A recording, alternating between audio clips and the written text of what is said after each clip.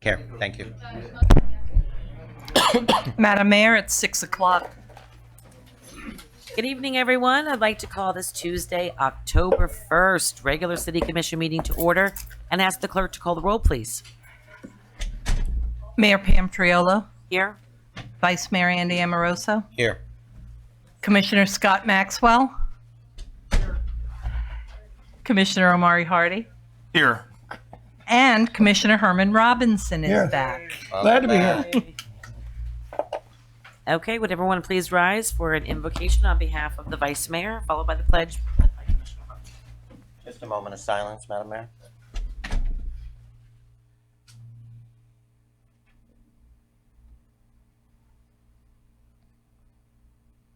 Thank you.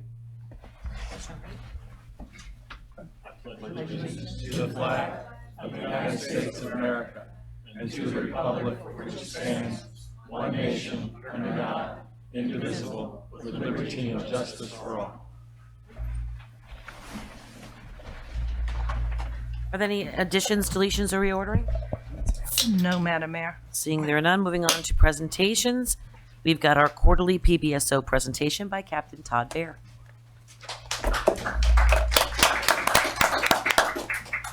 Hey, good evening, everyone. Lieutenant Lavinia and I are back. Major Keene sends his regrets that he couldn't be here tonight. He is actually at South Palm Beach, District 19 grand opening. So as of today, I believe at 5 o'clock, South Palm is also merged into the sheriff's office. Tonight's presentation is on crime this time, on crime data. But before I start, I was on vacation last meeting, and I guess there were some complaints about a location on Detroit Street I just wanted to address before we begin. Again, not part of my presentation, but Lieutenant Lavinia jumped right on it, and we handled it. It was primarily a code issue. Our guys, along with our code officer, went over there, deemed the apartment uninhabitable, and moved them out. I don't know what was said at the time. I wasn't here, but it was essentially a house rented out by people who were letting other people stay, and they were doing drugs and stuff like that. So absentee landlord issue, most likely, but regardless, we got them out the very next day. So I wanted to make sure you were aware. Thank you. This is our quarterly presentation meeting. Here's the things we're going to cover. We have our crime data from January to June of 2019. This is interesting. Several of you have asked over the years about historical data comparing longer periods, and I'll go over some crime comparing 1989 to this year. So 40 years difference is very interesting. I got it from one of our majors in the West region who was a Lake Worth officer in the 80s, and he found some stuff specific to Lake Worth that I thought was worth mentioning tonight. So I'll cover that.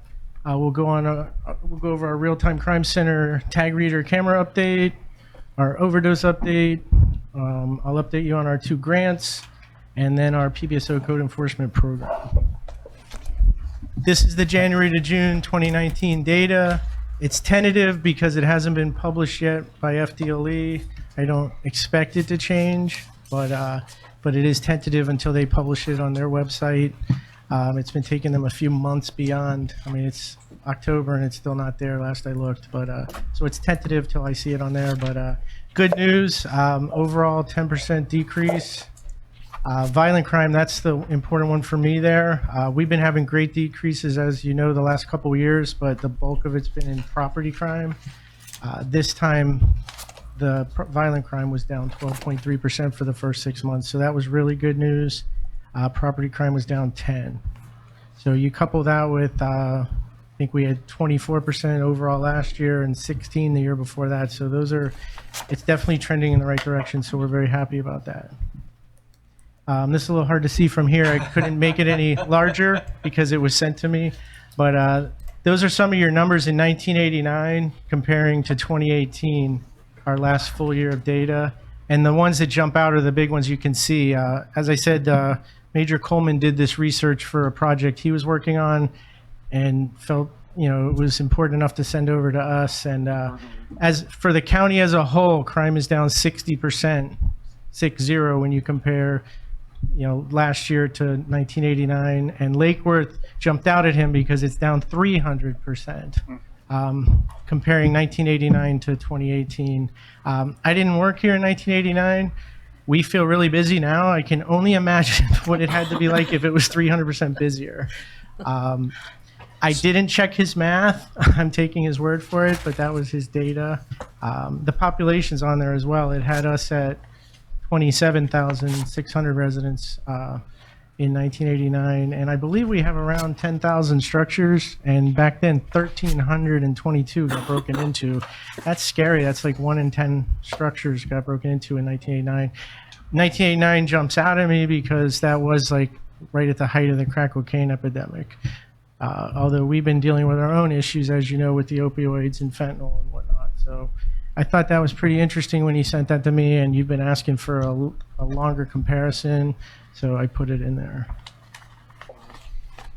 Here's our real-time crime center update with the cameras and tag readers we have. We have all of our cameras installed. We are waiting on a few more tag readers because there was an issue with the poles. The city's switching out they were on wooden poles and they're switching them to cement poles. So they'll be up shortly, but with the ones we have up, that's how many hits we've had since January. Confirmed LPR hits is confirmed license plate reader hits. That's 443. That could be stolen cars, stolen tags, wanted persons, missing persons. That's a lot of hits. And they ran some ridiculous amount of actual cars. They run every car, but that's how many hits we had from January 1 till September. That program's assisted in 174 arrests and recovered 73 stolen vehicles. 73 stolen vehicles in 7 square miles is a lot. And what we're finding, as we've said before, is it's not joyrides, it's crime cars. We're getting guys with burglary equipment, ski masks, guns, things like that. So catching those stolen cars is preventing other, violent crimes, burglaries, things like that. So it's been very successful.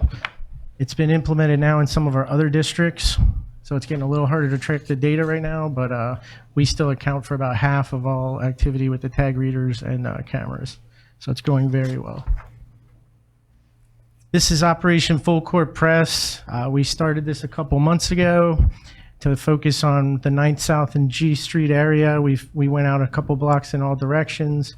As you're probably aware, we had a triple shooting on Sunday afternoon there, including 1 homicide. We are dumping a lot of resources into that area. We're making a lot of great cases, and as you see, we still have, some violent crime there. So we're going to keep it up. We have a big meeting with the city coming up next week, and we're going to keep hitting it from a bunch of different angles. We're focusing Operation Full Court Press from 8th to 10th South, from F Street to Dixie. We wanted a small area that we thought would make a difference, so that we could really focus on every house in that area and make it safer. Code enforcement's been great. I put Mark's name up there so I would remember. He's been our go-to. He's been a great partner with us to connect us with all the city departments. We're targeting these unscrupulous landlords, of which most of the properties are rentals down there. We have 4 nuisance abatement cases in the city, and 2 are right in that area at very, very problematic locations. So we're hoping to have some success with that as well. But we're not done in that area. The railroad grant, I believe I spoke about previously, that's over. These are our stats. We ended up encountering 302 pedestrians crossing the railroad tracks where they shouldn't be. We gave 184 warnings, we arrested 110, and we issued 8 traffic kind of citations. The big thing with that grant was, besides safety and preventing railroad strikes, was the ancillary crimes we were able to solve. You see some good ones on there. We got grand theft autos, we got armed robberies, drugs, prostitution, gang activity. We caught a gang member who was in the country illegally and had been deported multiple times, just simply crossing the railroad tracks, and he's being deported again. So that we got a lot of ancillary crimes from that. It was the first of its kind in the country, and they're very happy with the Federal Railroad Administration. We're putting in for it again next year. I'm not sure if we can win it back to back or not, but I'm hoping, because it was very effective. And it also we focused on the railroad hotspots, but we also focused on our own hotspots, so we could, kill multiple birds with one stone. So it was a success. This is a CBCR grant, the Community-Based Crime Reduction. This is the big federal DOJ grant. We're almost through the 1-year preparation phase. We've gleaned a lot from it. Citizen surveys have been very informative. One thing I picked up on there, which I want to focus on our end through the grant, is I'm reporting to you all these crime decreases. Crime's down 3 years in a row.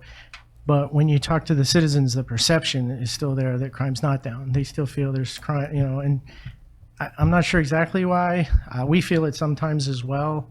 We make all these strides, and just when you think it's going well, we'll have a shooting or something that keeps that perception going. So a big part of this grant, we want the real crime data to go down, but we also want the perception to change and people to feel safe in their community. So that's going to be a big part of it. If it's just something as simple as visibility, seeing us more, things like that, because the crime can go down all day, but if you still don't feel safe, it doesn't mean that much. Detective Soto is going to be assigned as part of that grant. He's part of the Violent Crimes Division. They start funding him, the DOJ starts funding him in January, but we've already had him assigned for about a month now. The sheriff's paying it until then because we felt the need to have him here ahead of time to be part of the preparation. So that's working very well. Our leadership council's made up of stakeholders from all over the city, and that's been very effective. We've had very good dialogue. The plan, as I said, will be ready for the next 2 years of enforcement, and we're ahead of schedule, so we should be good to go as soon as January comes around. I mentioned the perception, and then we have our agency-wide Night Out Against Crime coming. We're going to host, as part of the grant, a Family Fiesta Day, probably, if I can get it, at Memorial Park, and it'll be very similar to Night Out Against Crime, but it'll be in Lake Worth in the grant area. So we're hoping to do that on Leap Day in February 2020. We figured we'd pick a unique day, so we're shooting for Leap Day. There's our overdose update. As you can see, it's been up and down. We had a bad July, but summers have always been worse. It came down a little in August, and I don't have my data yet for September, but reading the reports, I believe it's down again. So it's been that common trend for several years now. It's gotten better, but we're still not out of the woods with the opioids. There's Billy, our code guy is a A+ player, our city code guy. That's him from January 1 until today. That's been very, very productive. He's red tagged, or we as a group have red tagged 1,110 cars. We're getting compliance is what we want. Most of them are being removed by the owners, but we have towed, the city's towed 202. So I'm not seeing as many abandoned cars or abandoned cars sitting there with red tags on them either. We're making improvement there, and that is a big part of the broken windows theory, not to see those abandoned vehicles. Board ups, we've done 28. We did a lot of those homeless camps as part of that railroad grant, which is something the railroads wanted. We've cleaned up a lot of the camps along, especially the Tri-Rail line, and then he's helped us with 10 sober home cases. So he's been, as I said, a stellar player for us. I put this on there because, Mayor, you always ask me why it's not at Lake Worth Beach Golf, but it's back. Our charity Scramble this year on November 2nd will be at the Lake Worth Golf Course. We brought it back this year. Matt from the golf course is doing a great job. He's worked really well with us. The golf course looks in good shape, and we're happy to be bringing it back. As you know, that's our main charity event to fund all the stuff we do for the kids in the city all year. We usually spend about $14,000 or $15,000 on our different charities throughout the year, so that's our sole source. So if you play golf, we still have several openings for foursomes. I can put the flyer out on social media. Can you play if you really can't play? We'll put you on like 18. Is it a best ball? It is best ball. All right, then. You just have to have a ringer or two, and you'll be. All right, I can find two. And with that, I'll take any questions Do we have a commission team for the golf? if you Yeah, want do one. we have a commission team? I'm in. I'm in. Do you play golf? No. No. No. You can come to lunch. My husband plays golf. He I'll can do be it. one I'll of do our it in leaders. Cree. There you go. And the contribution goes directly to all Lake Worth kids. I know Christmas is a big time for kids. So is start of school year. And I'm wondering if you could sort of split that up between school needs at the beginning of the year and Christmas. We do. Our main expenditures are we buy Christmas presents for 400 or for 100 children. We divide it up among the 4 elementary schools. The schools pick the 25 neediest families, and then we buy for that child's whole family. So we typically buy for about 400 kids for the holidays. That's one. Then we do the book bags and things like that before school. And then the other big one is our anti-bullying and our Stop the Hate anti-gang program, where we do the Legoland toys with them and meet with them every week, and then we take them to Legoland if they graduate. And we do that at North and South grade. That's the bulk of our money. I just want, how's the community response, victim response to help you? Do you make any, I mean, you do as much as you can without input from the community and the victims themselves. Is there an emphasis to improve that input from the witnesses? Not through the charity. No, Right. change the subject. We work with the community in a lot of different ways. We have a lot of connections with Compass, the Guatemala Maya Center, the pastors down in the south end of the city. We do a lot of the outreach, but you bring up a valid point. You know, we had that shooting the other day, a triple shooting in the middle of the afternoon, and I didn't see the video yet, but you know, I'm sure there was a lot of people out there and nobody saw anything. We had one in Howard Park last year, and there was a party. There had to be 100 people on camera, and nobody saw anything. And I understand, we've talked about it before, there's fear of coming forward. I fully understand that, but finally on that one, somebody came forward, and then we're able to make a case. So it won't stop. I understand the fear, but it won't stop if nobody sees anything. We need witnesses and other stuff to make cases in a lot of the cases. In reference to that case, was that in a nuisance abatement property, or was it near in not just the focus area of a hotspot? It's right there. Right there. Sure. Commissioner Robinson stole my getting cooperation from witnesses question. I think that's very important. The one thing that I'll note is in the budget, there's a criminal justice education amount. I think it's $6,000, and it went unappropriated this year. So we got $6,000 that we're not using. It was in the line item copy of the budget that I got way toward the back. And so I have been thinking of things we could potentially use that money on. I think one good cause might be having some sort of effort to educate folks all over the city, not just on the south end, about the need to say something if you are seeing something and if you have seen something, right? And I think that that's something that we have to consistently do, not just after a crime, but year round, every Sunday, you know, at the churches, every day, every week, you know, every time we have an opportunity to talk with residents. And so if that's something that we can consider, I'd like to work with the city manager and hopefully get the consensus of my colleagues to figure out how we can help out with that. The other thing I wanted to do is thank you and your team, the entire, sheriff's office here that we have here for the job that they do. There has always been, over the past few years especially, a disconnect between the perception and the reality as far as crime goes. People might not believe that crime is going down, but every shred of evidence that we have indicates that crime is going down. And so I just want to thank you for that, because you guys work very hard. Sometimes you don't get your due, but we see the work that you do, and the numbers don't lie. The last thing that I'll say is, the last thing that I'll say is on the overdoses. In the future, when we get the overdose graphic, could we have a bar not showing not just what happened for each month of this year, but a bar in each month showing what happened that same month of last year?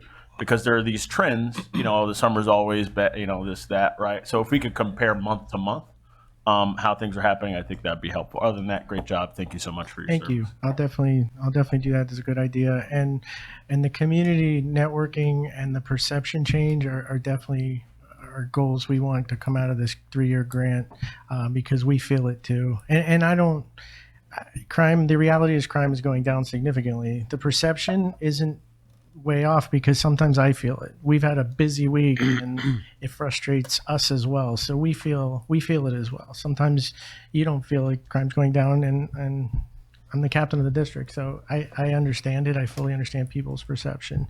So we're going to work hard to try to change that. And a lot of these outreach events should hopefully start to do that. Yes, Mayor Pro Tem. Thank you. Thank you, Captain Bear. And along the same thought process of perception versus reality, I'm constantly talking to folks when they say, I said, look, to the best of my knowledge, crime has gone down every year over the previous year since PBSO was taken over. And I've also gone on a limb and said, I believe in my heart, based on the numbers that we see each year, every 6 months, that, if you want to look at it this way, we're no worse than anybody else in terms of crime.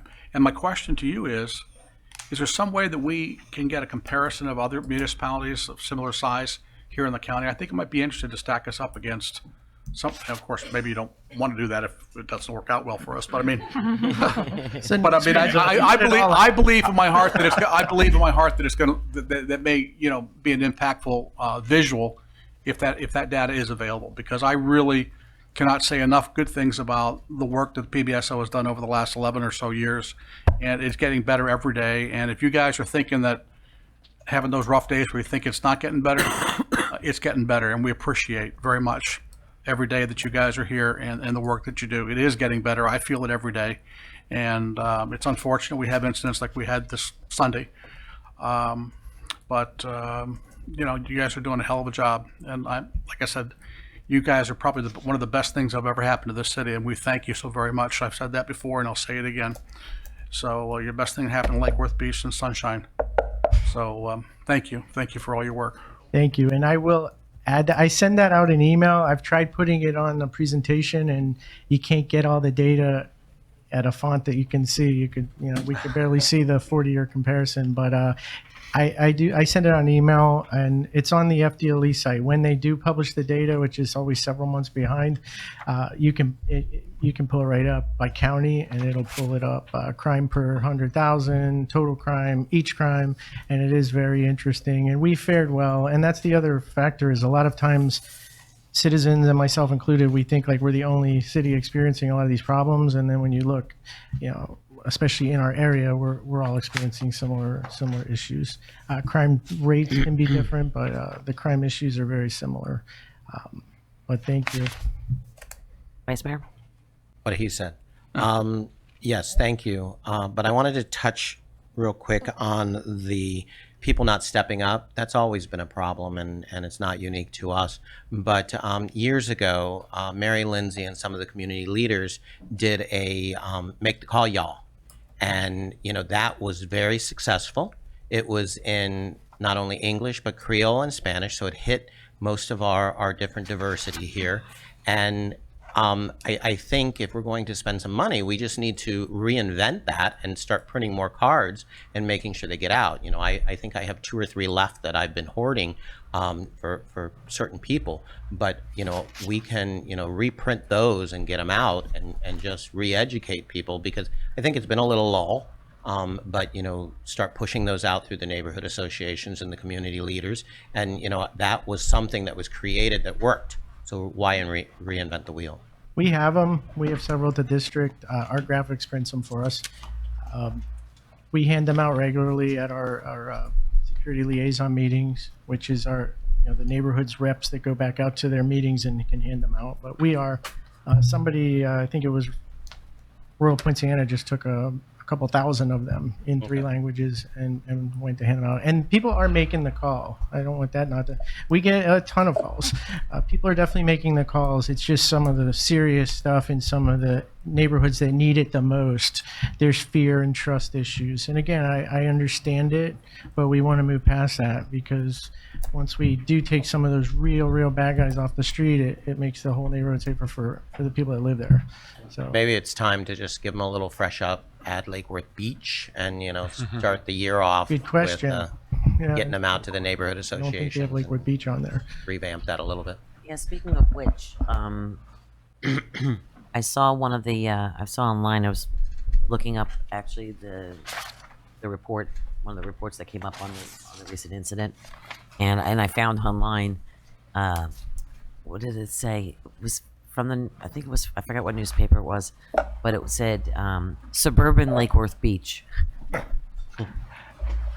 And I went, we're trying to, say, okay, that's suburban Lake Worth or county Lake Worth, and the whole reason we have beach to the name is to differentiate our 7 square miles. But now the media is calling it suburban Lake Worth Beach, so they've added beach to it, and now extended it all the way out to 441. So it might be number one. Yes, use Lake Beach in our names with our statistic reports, just to make sure that we're, of course, comparing apples to apples. We see the same on our end. When I don't get a text, but or a call, and I get an alert from the Post or any other media saying, shooting Lake Worth Beach, and I'm like, why don't I know about this? And then I may find out it's in headquarters or District 6 or whatnot. But Right. we have to do our own educational. Yes. City manager.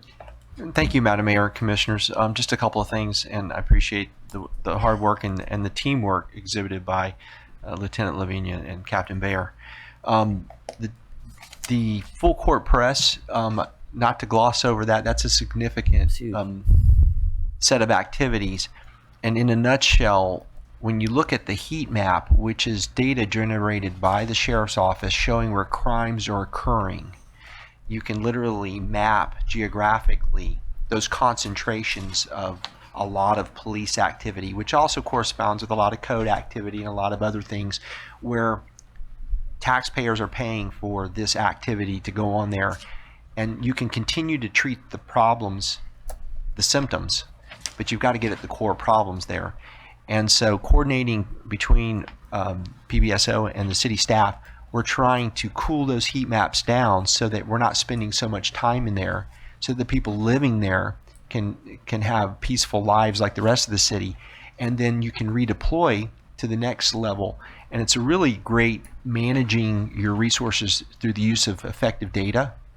And I really have appreciated that approach. I think long term we're going to yield some very good results. And the policy discussions that you may want to consider as we go through these programs is the types of things we need to be doing in there to really fix those systemic problems that the residents and the property owners are seeing and experiencing. The other one is on the LPRs. It's amazing the amount of cars that come to the city. That's an amazing statistic. More importantly, we want to get the reputation that if you come into the city of Lake Worth Beach, you will be seen by somebody and you will be caught. The reputation, hopefully, will have zero at one point because people are avoiding us as they're driving up and down I-95. We had a conversation. You don't see this kind of stuff going on in Martin County. There's a reputation there. You don't go. You don't drive up from Dade County and commit crime in Martin County. But, you'll stop off here. We need to get the word out. If you come into this city, we're going to see you, we're going to find you, we're going to catch you. And so reputation is something not to be missed as well. And I think the statistics that you were talking about over the time the PBSO has been here, we're reducing crime in this city because of effective use of law enforcement, changes of law and policy. So I think the community needs to be congratulated and better days are ahead. Thank you, Vice Mayor Pro Tem. Madam Mayor, not to beat a dead horse, but I'm wondering if it might not be a good idea to invite key people within the media here in Palm Beach County to some sort of a little get-together, roundtable or whatever, and have a conversation. He's in the front seat. Well, I'm just serious. Because what we're talking about is if something happens outside of the city of Lake Worth Beach, it's unincorporated Palm Beach County. it's not suburban Lake Worth Beach. And I think that we need to make that point very clear to the media and ask them to please, keep that in mind as they report the news. It's important for them, because I know the members of the media, they want to do a good job and they want to, have a good reputation. And I think it's important that they report, just exactly the way things are and where they are, and not referred to as suburban Lake Worth Beach. That's just, I don't know even who came up with that idea. I mean, you really had to think out of the box to refer to it as such, but it's suburban Palm Beach County. That's what it is. It's unincorporated Palm Beach County. That would help with the perception also. Well, that's where I'm going with that. So I don't know, We're Madam all Mayor. for Maybe, it. maybe that's something to consider, inviting members of the media. That'd be great. Okay. Yeah, I think it would be terrific. Thank you. Thank you. Appreciate it. Good job. as always. All right, up next, Richard Pinsky, Legislative Agenda 2020. 2020 is almost here. Wow. 2020. Where did you think you were going to be in 2020, 20 years ago? Mayor, on a council spaceship, members, right. Mr. Manager, Richard Pinsky. So we are getting ready to do it again. I don't know what the definition of doing the same thing over and over again, expecting a different result, but that is often described for the legislative process. Insanity. Keep doing it. And we will. Bring it It home. works for us. It's hard to fall back on the success of 2 sessions ago, but okay. So let's get. That was the B button there. Okay, so we'll start with just a reminder of who the delegation is. I've highlighted in bold for you there who the actual members of the Palm Beach County Legislative Delegation is. Our senator and our 3 House members. And I don't know why David Silver's not highlighted on there. Apologize for that, David. The upcoming dates. This is the year that we start session earlier than normal. And we've already had our first committee week. Next 2 weeks, we'll be up in Tallahassee again for a second. We got 2 weeks in October. There is a special session on October 21st. That is the finding of the Senate, State Senate Special Master on the removal of the Broward County Sheriff Israel. And the recommendation for that is to reinstate. Interesting, we don't know yet what the governor is going to do or the Republican Senate will do. And so that week is obviously going to be consumed with that kind of activity. There are 2 weeks of committee meetings in November, one in December. Then we break and come back for session that starts January 14th. There's no official date yet, but we're assuming that Palm Beach County Day, which usually is on the opening day of session, will be January 15th. And of course, we all can celebrate on March 13th our great victory of this session. There are some general issues. Usually it's the perennial issues. Of course, there's already 3 or 4 home rule versus state preemption bills filed. We'll see vacation rentals again, see sober homes again. The news on appropriations, as you know, the budget went up $3 billion over the previous year, last year. So there's no surprise, there's no money of non-recurring money. The non-recurring money is usually the money that's used for special projects, one-time events, usually the member projects, water projects, et cetera. So the announcement was made during the September committee weeks that there is no non-recurring money, which usually happens after you spend $3 billion from the previous year. There will be, of course, the water infrastructure projects. Septic tanks are still the #1 issue. We're all waiting to see whether this is going to be the year that they take the money appropriated for water projects and actually bond it over a 10-year period, which would produce almost $1 billion to repair septic tank and water infrastructure rather than $50 million every year on winner loser projects. Workforce housing seems to be coming to the fore since we've come out of the recession and the growth has taken place, and there has been a lot of growth in Florida. The housing matching workforce has not been keeping pace.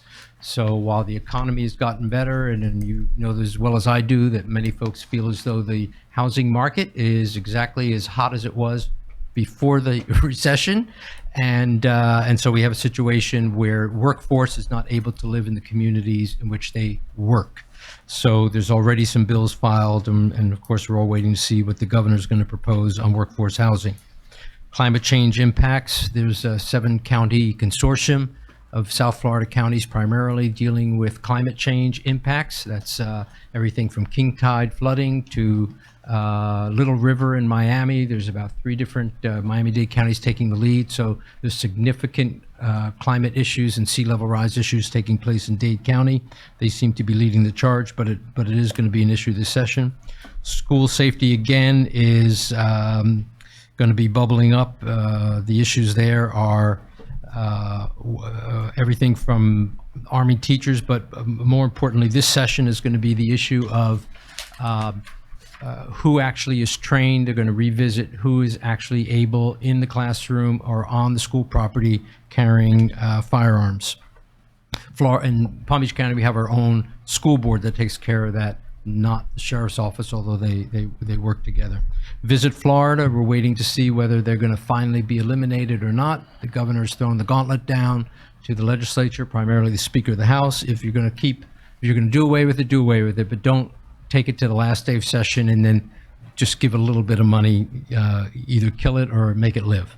And then, of course, the overarching issue that will preempt everything in Tallahassee is it is an election year, which usually drives whether bills pass or fail, who's passing them and who's sponsoring them. There are some bills filed so far, like I've mentioned. Let me see, the Job Growth Fund, the governor's asking for $80 million, I believe, again. That would re-up it, state energy goals by 2040, the state reducing their energy consumption. Clean energy programs, the PACE program is going to be under fire. As you know, PACE program communities are allowed to tell their homeowners, yes, you can fund mitigation for hurricane or renewable energy devices. The county then puts it on the tax roll. The banks have never been happy not being in first position should anything ever happen. And so this bill that's filed right now, House Bill 225, would put the banks back in first position, which have the effect of killing the PACE program. Private property rights, you can do anything you want on your property, including solar devices, which will be opposed by the utilities. And that's kind of an overview of those bills. I'll answer any questions that you have at the end, of course, if you have anything in particular. So moving on to Lake Worth Beach. There's two issues, and this is one of them that we're going to need in motion tonight to adopt a legislative goal priority from the council. This is a redo of the project that we submitted last session. We have about $1.3 million of our own infrastructure needs here in the city. We are proposing a match of $672,000. These are the projects. If you need a little more detail, I can answer on each one of these. But basically, it is the infrastructure to reduce the flooding. We've got everything from outfall pipes to baffles, everything that you would think, major pipe lining, everything that's got to get done to make sure that when we do have an extraordinary rain event or there is a king tide, that the water's not backing up. The next is the other item that we'll need a motion for tonight, and that is seeking $2.5 million. We don't have a 50% match on this, but we have contributed significantly in the last couple of years towards making ocean electricity from the ocean a reality. And it does fund the first step, which is similar to a phase 1 environmental, that before you can put a cable on the ocean floor, you've got to make sure that there's no impact to coral, which there's not. There's a sandy bottom, fortunately, but maybe the hidden city of Atlantis is down there we don't know about, so we have to do that. So the water project, as well as this, will need a motion to allow me to seek sponsors and get it introduced. The next is I wanted to speak to, beyond that, what is happening in Tallahassee and what the viewpoint is. So there are funding streams that take place, whether it's education, whether it's healthcare, whatever the funding stream is. They're not necessarily block grants, but the agencies are gaining enough power and regulatory oversight that they partner with local communities. So moving away from a city having a park, more or less, that would, let's say, address disadvantaged young people for whatever reason, physical handicap or whatever.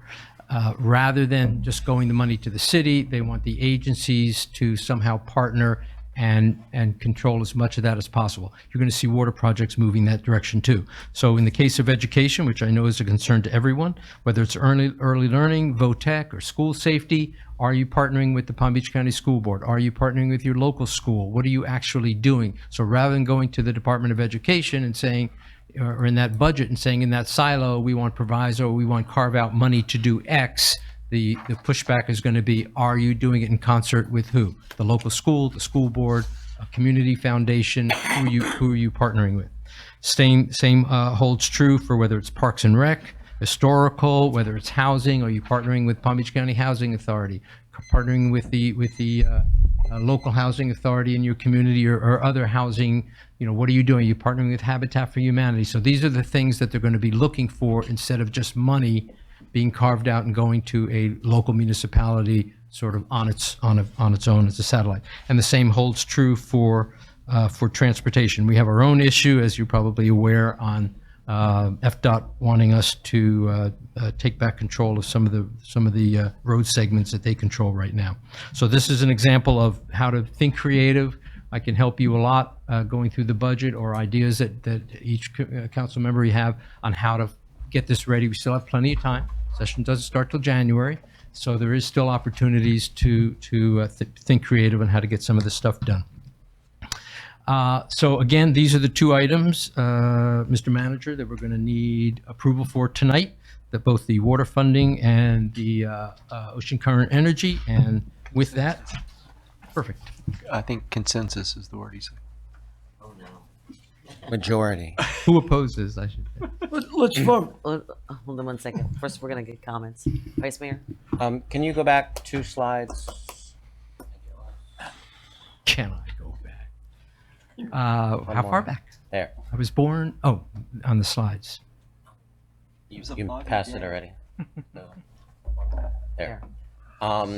Okay, so education partnering. I would like to see us move forward, and if it's, from what I hear you saying, is with the school board, have those conversations, because pre-K has always been a conversation up here, and we really need additional pre-K funding in the city of Lake Worth Beach.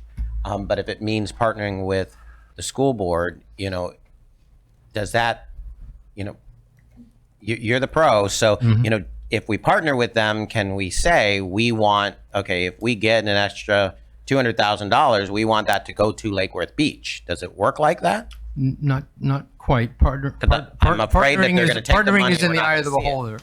beholder. So, for example, there are communities. So all the early learning, really, that's what we're talking about. That pre-K, that early learning piece, funnels down to local school boards that then are distributing it to. You'll see many of those applications coming from Aunt Nellie's early learning childcare and whatnot. So there's a great deal of money. It's like maybe $1 billion. I mean, there's a lot of money that comes to Palm Beach County for early learning. And that money is usually by application and people re-upping. But there are communities all over the state that are partnering with local school boards to say, we have a school in our city that is maybe not doing so well, or not as well as we would like it, which impacts your housing, which impacts your growth in that area of the city, because obviously it would be a neighborhood of, let's say, maybe not last resort, but it's not a desirable neighborhood because families that want to raise their kids. So you want to upgrade as a city that school. So you would partner in many different ways with the school board. One may be taking over as a city charter, for example, and you actually would control that K through 5, let's say, and then you have the ability now to use that funding to beef up your early learning component. It may be that you want to say, we want to take that school and enhance it with an early learning. Now, the mom and pops that are around you that are all working may not like the idea of a city or a school board doing something, government doing it, that would be impacting the private sector doing that. But those are ways that you can work with the school board to say, we want to take that elementary school, we want an early learning component, whether it's going to happen after school hours or however we're going to do it, but we want to invest that money. Here's the program that we're suggesting. And then, yes, that money would be enhanced in the budget because they know that it's a Palm Beach County School Board, City of Lake Worth, in this one neighborhood for this one school, what we're trying to do. And are there other cities doing that we Yes. can look at? Very close to us. Transportation, DOT, taking back Lake and Lucerne has always been, big on my bucket list. So I'd like to see, what that looks like, because, just to have a parade, they want to charge us $2,000. Just any time you want to have a downtown function or do something, we have to, fight with DOT. And for instance, the two big towers that were just installed on DOT downtown, I know Tallahassee out-trumped us as far as, AT&T and all the new things. However, we had a little bit more wiggle room, so to speak, because we own our own utilities. However, they just came right down DOT-owned property and sideswiped us, and we didn't even know they were coming, and we couldn't do anything about it. That was the preemption bill 2 sessions ago. Correct. And I know that Clematis, downtown Delray, they're able to do a lot more because they have taken back those DOT roads. So, any. Well, as I mentioned earlier, the planets may be lining up, and that is I-90. FDOT has road segments in and around 95 that have been in their ownership, but under our maintenance for probably, since I-95 came through Lake Worth, that now they are realizing, hey, Lake Worth Beach, don't you want to take these road segments? And so we, for the first time in several months, we now have a bargaining position on Lake and Lucerne. And then Parks and Recreation, we've discussed up here about a parks master plan.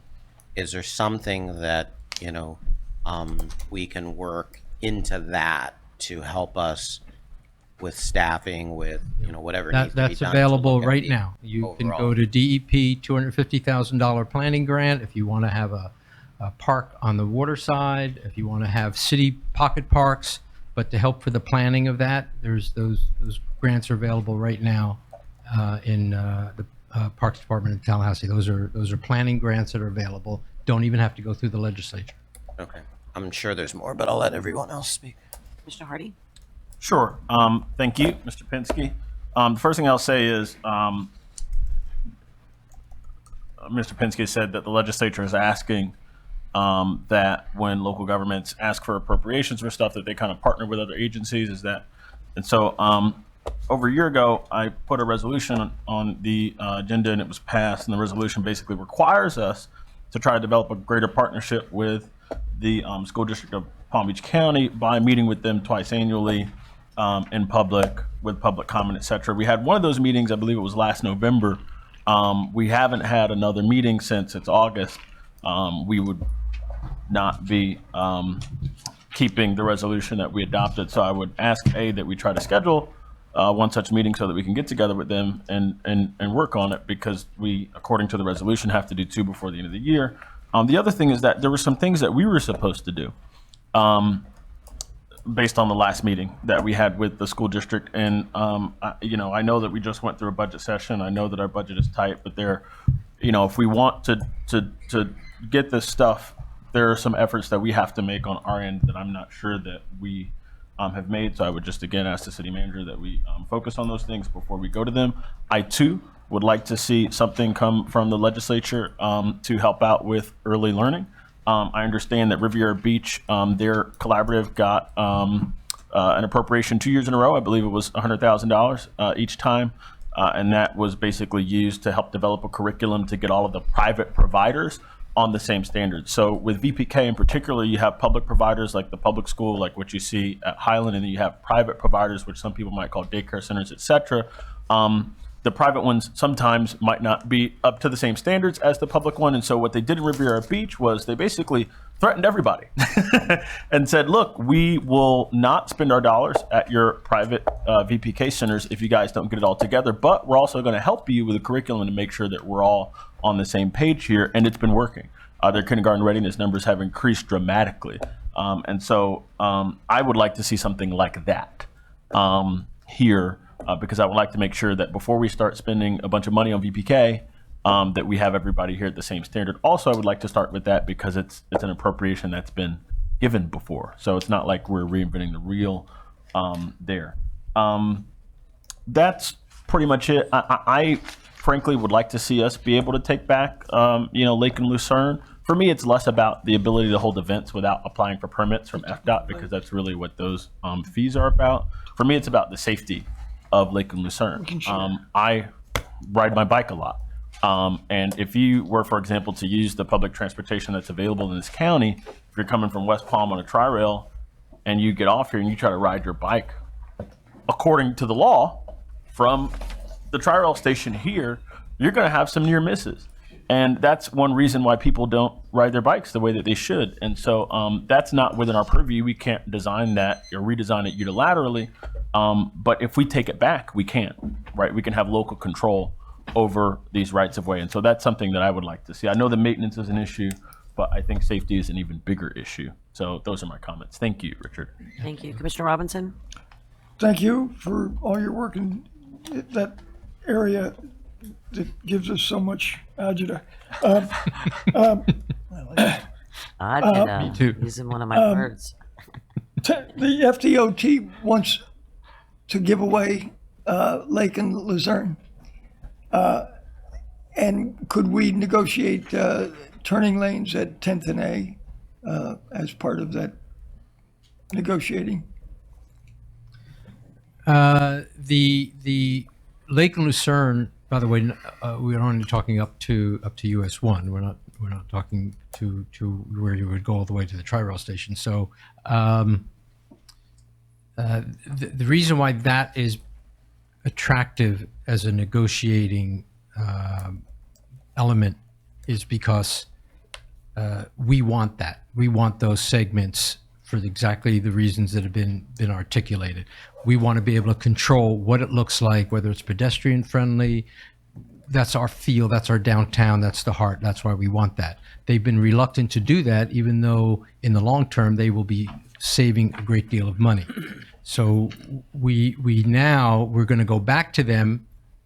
When that happened was when this issue of came out of the blue, that it turns out that they finally figured out they own segments in and around I-95 that we've been taking care of.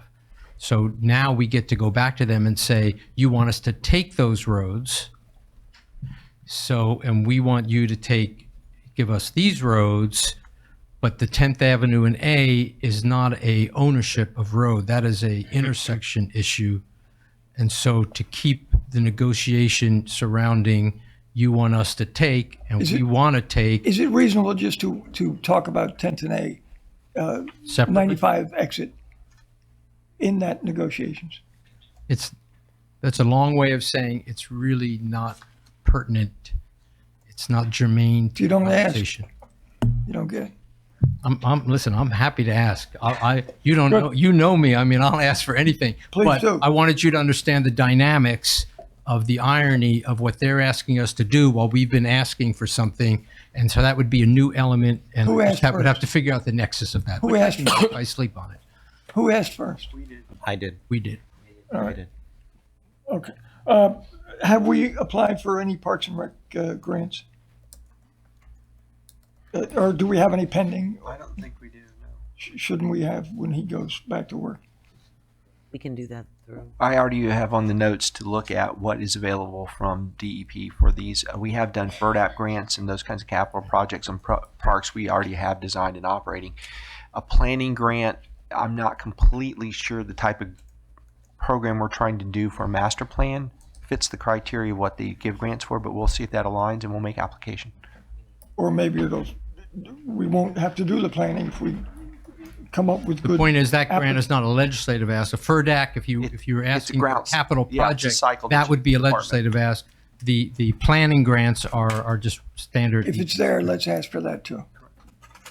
Thank you. Good luck in Tallahassee. For you about the FDOT in the downtown. The last time the downtown was, well, when the downtown was transformed, I guess, for lack of a better word, with all the pavers and the decorative functions and whatever, it hasn't been redone since it was first done. Is that not correct? Okay. I think that's correct. So, and I'm looking at Jamie here to get a little confirmation. And nor has it been, they don't come through and say pressure clean or do any kind of maintenance for it, do they? Well, I certainly would never think that I could give this austere body a primer on where the road cycle is. Having what you just went through, I think you could tell everybody where road cycles are of Yes. maintenance. And so what they are claiming is we are not close yet to them bringing in a pressure washer, let alone actually getting the road back to the standard that we want. Their idea of a curb will be different than our idea of a curb because we want something more bicycle or pedestrian friendly. They're looking at a standard road. So that has been, but I think it's elevated now Yeah. to the place where it needs to be with Secretary O'Reilly, and we're going to get movement. And with my involvement with the TPA too, we're seeing changes in FDOT easing up on certain types. They won't allow me to go to any of those meetings after what we did with the TPA. I don't think I'm allowed there anymore. So the TPA, I mean, I think FDOT is changing and they're starting to gain a little bit more insight into what our needs are and less being a vehicle moving organization as it is a people moving organization. So that's it's interesting and it's informative to see from that level. A couple of other questions I had for you. The HB 97 and SB 130, that's the state renewable energy goals. Okay, and the bless you, SB is the Florida Job Growth Grant Fund. Does our Ocean Current Energy project? We would fit into the energy goal legislation because it's a state energy goal. Correct. There was an amendment that actually I had suggested to Senator Rodriguez, who's the Senate sponsor of the bill, that he put an amendment in specifically for municipalities and local government, which the bill didn't get heard. I don't know if the bill is going to get heard this year, but because the bill itself is reducing the energy consumption goal, so naturally the logic behind it is at some point the state and local governments are going to be saying, oh my God, we're 5 years away from the goal deadline. What are we going to do? Let's put solar, let's do this, let's do that, let's have ocean current energy. So in the big picture, it will work. So what's the difference? So clean energy programs and The clean energy program is the PACE program. Okay. That's a misnomer. It's really property assessed clean energy. They're calling it the clean energy program, but it's really killing the clean energy program. okay. And then the the job growth fund is the one that they was at $80 million this past year. They funded it at $40 million. The governor, I think, is going to be asking for $80 million again. So I understand, but it's the continuation of that job growth fund. That 75% has to come through state colleges for vote tech and training. 25% can go to municipalities and local government for job growth, For job growth. economic development job growth. So ocean current energy would be a qualifier. So okay, so it would be a qualifier there. Okay. And we met last year with the folks from Secretary Lawson's office. I was there. I know you were, and I have a picture. And so we are we're actually going to renew that conversation again. Okay, excellent. The other two have to do with the water improvements that you have. Can I see the slide with the breakdown of the Sure. dollar amounts? Okay, so we've got those. Where, in reference to this staff, is the base of the bridge? I'm just King Tide. When King Tides come through, I see it says commercial downtown and residential neighborhoods are flooding from the King high tides that overflow from the Intracoastal Waterway and C-51 Canal. I'm just looking for which of those outfalls or valve installations or? These are not right by the bridge. Actually, the ones by the bridge, I believe, in Bryant Park, were changed not too long ago with flapper valves. Some of these go through the golf course. Yeah, it's north. Yeah. These are all north, 10th Avenue North. But the base of the bridge is still. Yeah, no, just from the DOT. recent. I'd have to go back and check with staff. I thought that one actually, some of those were replaced with flapper valves. They may have been, but the last king tide that we had, the whole base of the bridge was Well, underwater again. granted, I just didn't know. Amy's shaking. There's check valves. Yeah, they're not foolproof. Still comes this. Yeah, and it may be a system issue as well, because that's when we went and did this. They were first introduced last year when Brian Shields described them to me as 3 separate projects or several separate. And so what we did is we put them together as what is going to impact the entire, let's say, east of Federal. Of it's going to help everything. So I think some of this may be just system relief. So if one part of the bridge may be clogging up. Jamie Brown, can you put? Yeah, I'm sorry. Just with just having recently gone through king tides and witnessed things, I just want to throw that out. And Brian Shields, the city engineer and utility director, is here as well. He's probably running in from the back right now. But just to let you know, the valves that were installed at Bryant Park at the base of the bridge, they alleviate some of that issue. But when you have that high tide as well as the king tide, it's not going to eliminate it completely. It's just not going to do it. The system is not large enough to do that. Is there another system that could? You'd have to install a pumping system, which has been done in other areas, and that's one of the things we were talking about when you go to do the redo of the golf course. You could create a retention area lake system that you could actively pump to reduce the duration and severity of a flooding event. Brian, But check valves and those things are not I want you complete to tell them cures. how to raise the bridge. No, that's not what we Lower said. the That was a lobby Richard. translation. Thank you, Richard. So we're talking about the. Yes, I was listening. Thank you, Mayor and Commissioners. Good evening, Brian Shields, Water Utility Director, City Engineer.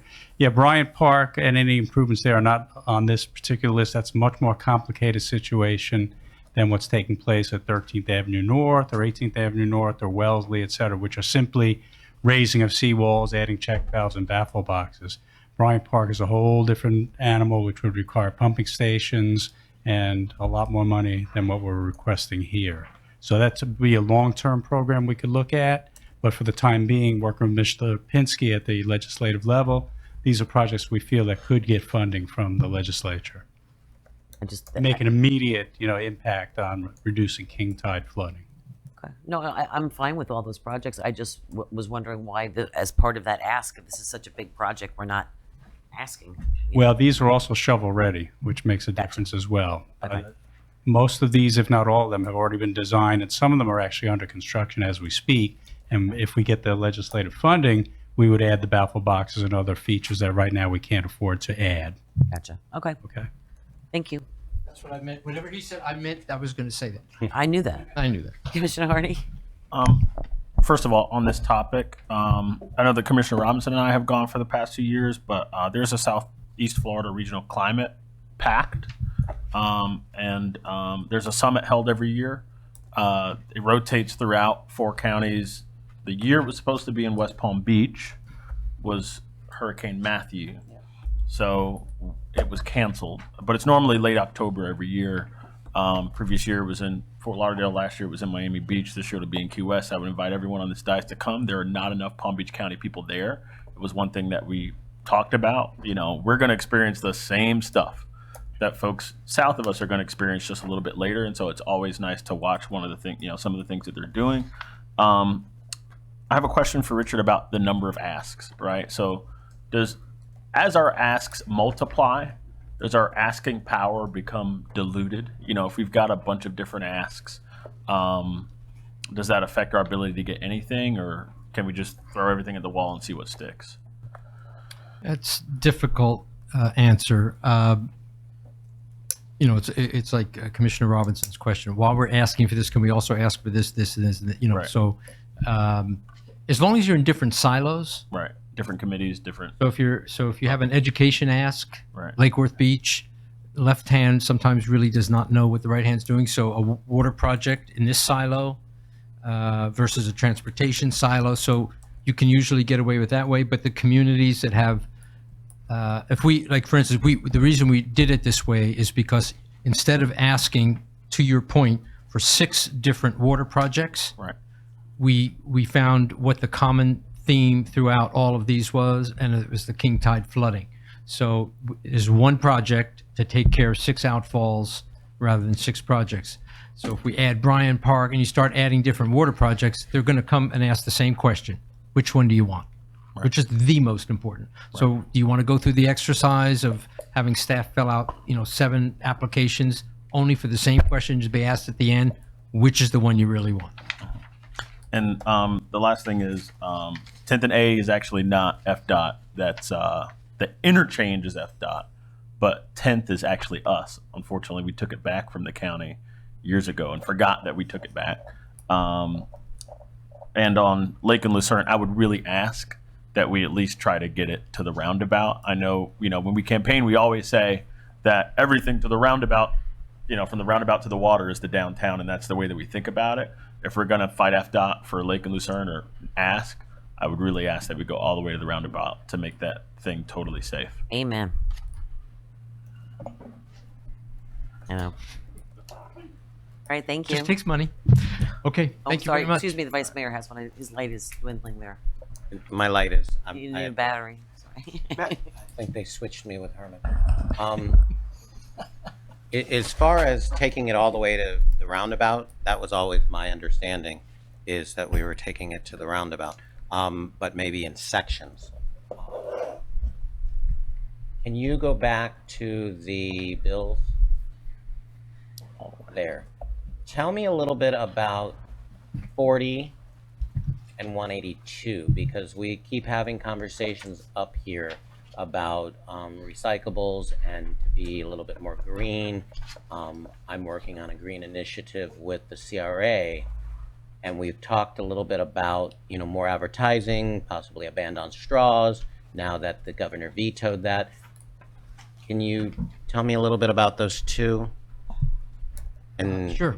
So, yes, you are still allowed to do what you want to do. And so if you don't have any ordinances and you want to, now would be the time to do it, because we don't know what will happen. I will tell you, there is going to be a subtle move from on the environmental community side, that going beyond plastic straws, and whether how successful that is. But in fact, straws I think are something, I don't know, I want to say like 2% or 1%. It's a minuscule amount of the infraction that's taking place. Whereas when you ask for, oh, can I get a takeout box, that polyether, that accounts for something like 50% of it. right, that's my biggest Right, so concern, is the this is how the bill is starting out, but we're going to see how this will morph. But if you have something you want to do as a community, I would do it before this session, just in case. But again, it's an election year, and usually, when anything sort of controversial happens, we just all agree, let's not do anything, and let's come back next year, and that's going to happen to a lot of the stuff. Thank you. Thank you. Okay, thank you. All right, Tropical Ridge Neighborhood Association update by Ray Lofton. Come on down. Best for last. Good evening. Good evening. Ray Lofton, President of Tropical Ridge Neighborhood Association. I am very happy to be here tonight, and thank you for your support for our neighborhood. Our boundaries for everyone here is 10th Avenue North to Lucerne, and from Dixie Highway to I-95. And we're anchored in the middle of our neighborhood by Highland Elementary School, which we support very much and work with Highland. We actually have quite a few entities in Tropical Ridge that we're very proud of, and a lot of our partners. Lake Worth Towers, Guatemalan Maya Center, we have Adopt a Family, Compass Community Center, PBSO, and Fire Rescue facilities are all in Tropical Ridge, and we're very happy for that. This year, we are continuing our partnership with Highland Elementary, and you're looking at our newest project, our Crosswalk Art Awareness. And this was just finished literally the day before school started in August. And we are very, very proud of this. I'll show you some more pictures and some before and afters. But there are a lot of people that came together to put this project through. It actually started a ways back with PBSO doing some work with bridges at Highland and asking the kids, asking the parents what their concerns were. And those concerns definitely came out that the kids walking to school, that they're concerned for their safety. North A Street is busy, especially during the mornings, especially during that time of day. So that definitely came out as a very notable concern. So we worked with this project, and also last fall I went to Houston for a neighborhood leadership conference. And so that's where some of the seed money came for this project. And we have been planning, this has been planning for well over a year, but this is the results. So I'm just going to give you a brief overview of the project. We have up at the top of the picture, the top box, that is 6th Avenue North and North A Street, and that is one crosswalk that is on the north boundary of Highland Elementary. And then in the lower part of the picture is the other crosswalk that actually was relocated. It used to be about in the middle at 5th Avenue North, and it was pulled a little farther south so it lines up better as far as safety for the kids actually coming into Highland. The original location of the crosswalk had the kids crossing A Street and then crossing, whether they went left or right, had them crossing in front of the bus loop. So by moving the crosswalk back this way to the south, the kids are able to cross A Street at either crosswalk and funnel into the pedestrian gate of the school without crossing the actual drive loop for the buses. So, and I want to actually thank very much Lake Worth Beach Public Works, who has put in several different things in this project, but the very first one was actually getting the crosswalk moved before we even went to seek an artist or went to go any farther with the project. So that was a big important step.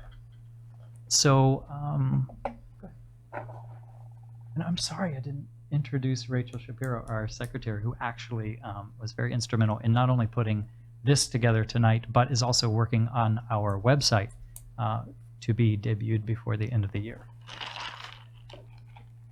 Thank you. So as we talked about the Crosswalk Art Project, and I will bring to your attention the ominous dark clouds in the background. And we did this project in August. And if you remember, August was about 12 inches of rainfall in Palm Beach County. And so the actual date of the work and the painting got bumped 1 week, which also bumped the ribbon cutting, unfortunately. So we were able to finish up literally just the day before school started. And that picture was taken just as all the paint and brushes were back inside a vehicle, and about 15 minutes later it downpoured.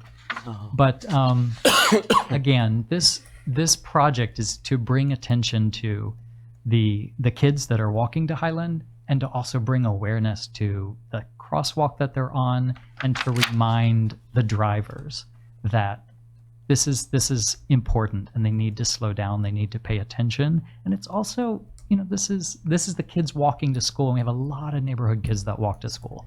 And this is, you know, they're to put a smile on their face when they're arriving in the morning. So we are very, very happy with this project. This was a community project. It was actually done as almost as a paint by numbers. so that the artist, which is in the left picture, Eddie Mendoza, also known as Emo, he has done some other work in the city. This was done for, he laid out the sketch prior, and then the community was able to come in and paint the different aspects by color. And it's actually more involved than you would imagine. There's a lot of shading and a lot of different shades of paint to get a very in-depth and realistic feel. And this is a little before and after. This is the north crosswalk at 6th Avenue North. Both crosswalks were done by the same artist, but they are similar but very different. And again, it was done as a simplistic design that the community could step in and paint, and but would still be very very notable, and it actually, unfortunately, driving by, you really don't get the feel for it. Hopefully, if you get a chance to step out onto the sidewalk, it really is quite amazing. And that is the before and after of the south crosswalk.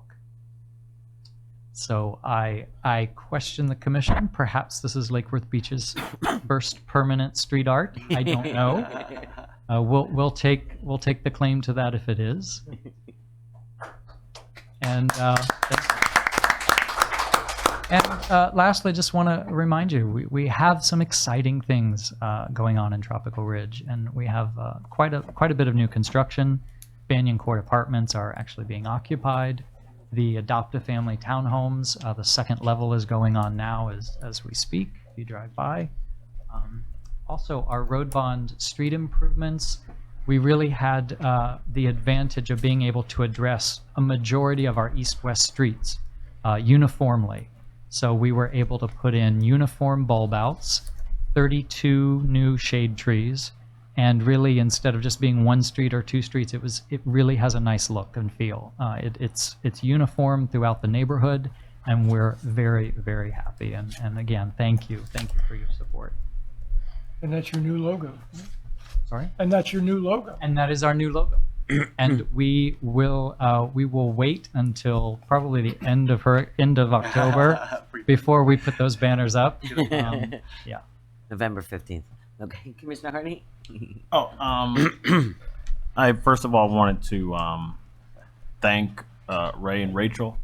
I just now realized that your names are alliterative, start with the same vowels, so they're assonant. But I just wanted to thank you guys because I think you guys are a great team. Ray, you have a tremendous command of the details of neighborhood organizing, and I call it community development, right? There are all these little things that you have to do that a lot of people just don't want to do.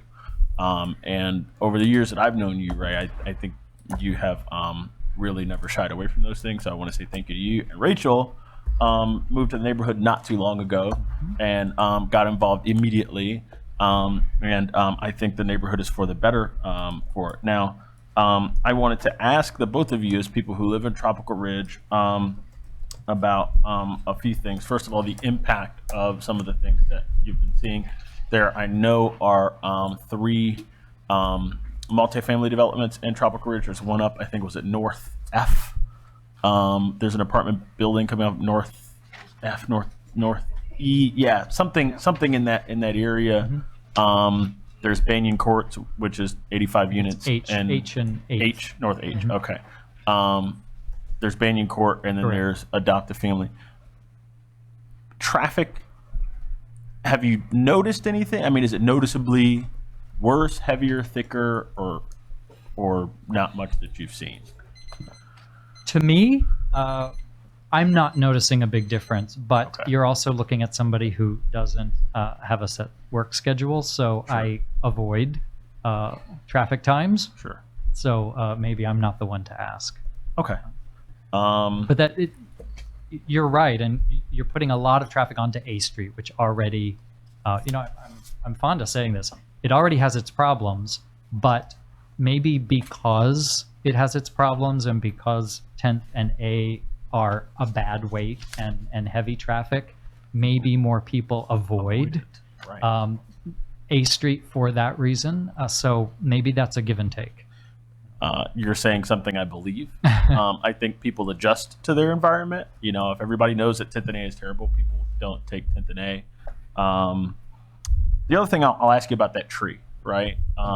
That was the subject of a lot of, I think it was really, first of all, the subject of litigation. The champion tree at Banyan Court. So I know that the city has had some discussions with the person who's managing that facility about potentially giving that tree back to the owner of the property. Right now, we're responsible for it because we want to maintain public access to the tree. I mean, as two folks who are officers of the neighborhood association there, first of all, you know, is public access to the tree a priority among people that you talk with in Tropical Ridge? And if not, can we get rid of that liability? Because right now we have to maintain it. We have to spend money maintaining it. And if anything happens, if somebody climbs a tree and falls, breaks their arm, we're liable, we're responsible for that. And is that worth, I mean, so do you see people wanting to have access to the public tree? So I'm only going to speak for myself Right. In this case, but it is not a park, so it's not a destination for people in Tropical Ridge. It would be my feeling that the residents of Banyan Court are the ones most likely to take advantage of that tree and that location. That would be my feeling. Okay. Well, I know this might be something that might have to come before this board if we were to do it, but I would certainly encourage the city manager to talk with the owner of the property who has expressed interest in taking back the tree so that there's no, you know, bad things that happen there, to try and get that done. You know, what needs to happen to get it done. I certainly would like to see that come before this board as it pertains to Tropical Ridge. So That was an awfully controversial tree. It was. And a very, Before my time. and a very costly Certainly was. tree. Yep. Because it was supposedly champion tree, but it never was certified as a champion tree and was treated as a champion. And I came after that whole thing happened. That was, I remember being newbie sitting down to a closed door attorney-client session, I think, and talking about it, and them saying the public has to have access to this tree. They must have and it was like $230,000 or whatever it was Right. to keep public access to it, and it was our, pardon the pun, olive branch to try to keep things, you know, keep things going, because there were two very, you know me at this point. I think you all know I'm trying to, you know, keep everyone happy and at least someone feel that they, you know, have some stay in it, because it was so, you know, I wasn't part of the battle, but I appreciate the battle of the past, and I was trying to save public access to the tree. It cost us way too much money for this tree. It has been, you know. Yes? Before we leave this issue, Stop it. You're so punny, if too. you'd like for me to Leave. root out a solution, I'd be happy to take that consensus direction and contact and see where that status is. But Yes, root out a situation. You guys, Are you're killing me. we doing this thing here? You know, where are we From our workshop? You can't do that. And while Mike's been rooting, You can't use the C word. yeah. But consensus. Majority, thumbs up. majority. While Mike's been rooting it out, Mayor, we've also talked in terms of, you know, the city did spend a lot of money on that, so we've been requesting some kind of payment back from the owner. We'll see where that negotiations winds up. Well, I'm sure the attorney's bark is worse than his Fight. Hey, whatever you There do, you go. don't go out on a limb, okay? I'm sorry. This has been way too bad. I'm sorry. We have Don't to quit stop. don't quit your day job. Let's wait. All right. Thank you very much. We Thank you. appreciate it very Thank much. you. Thank you, Ray. All right. Commission liaison reports and comments. Vice Mayor. Okay. We were happy to host the Palm Beach County League of Cities at Lake Worth Beach. We had our board meeting and annual luncheon. Met with Soper Home. I still sit on the Soper Home Task Force representing Lake Worth Beach and the Palm Beach County League of Cities. We too will have legislative asks this year. We'll be going back to Tallahassee to tweak some things that will help the cities move forward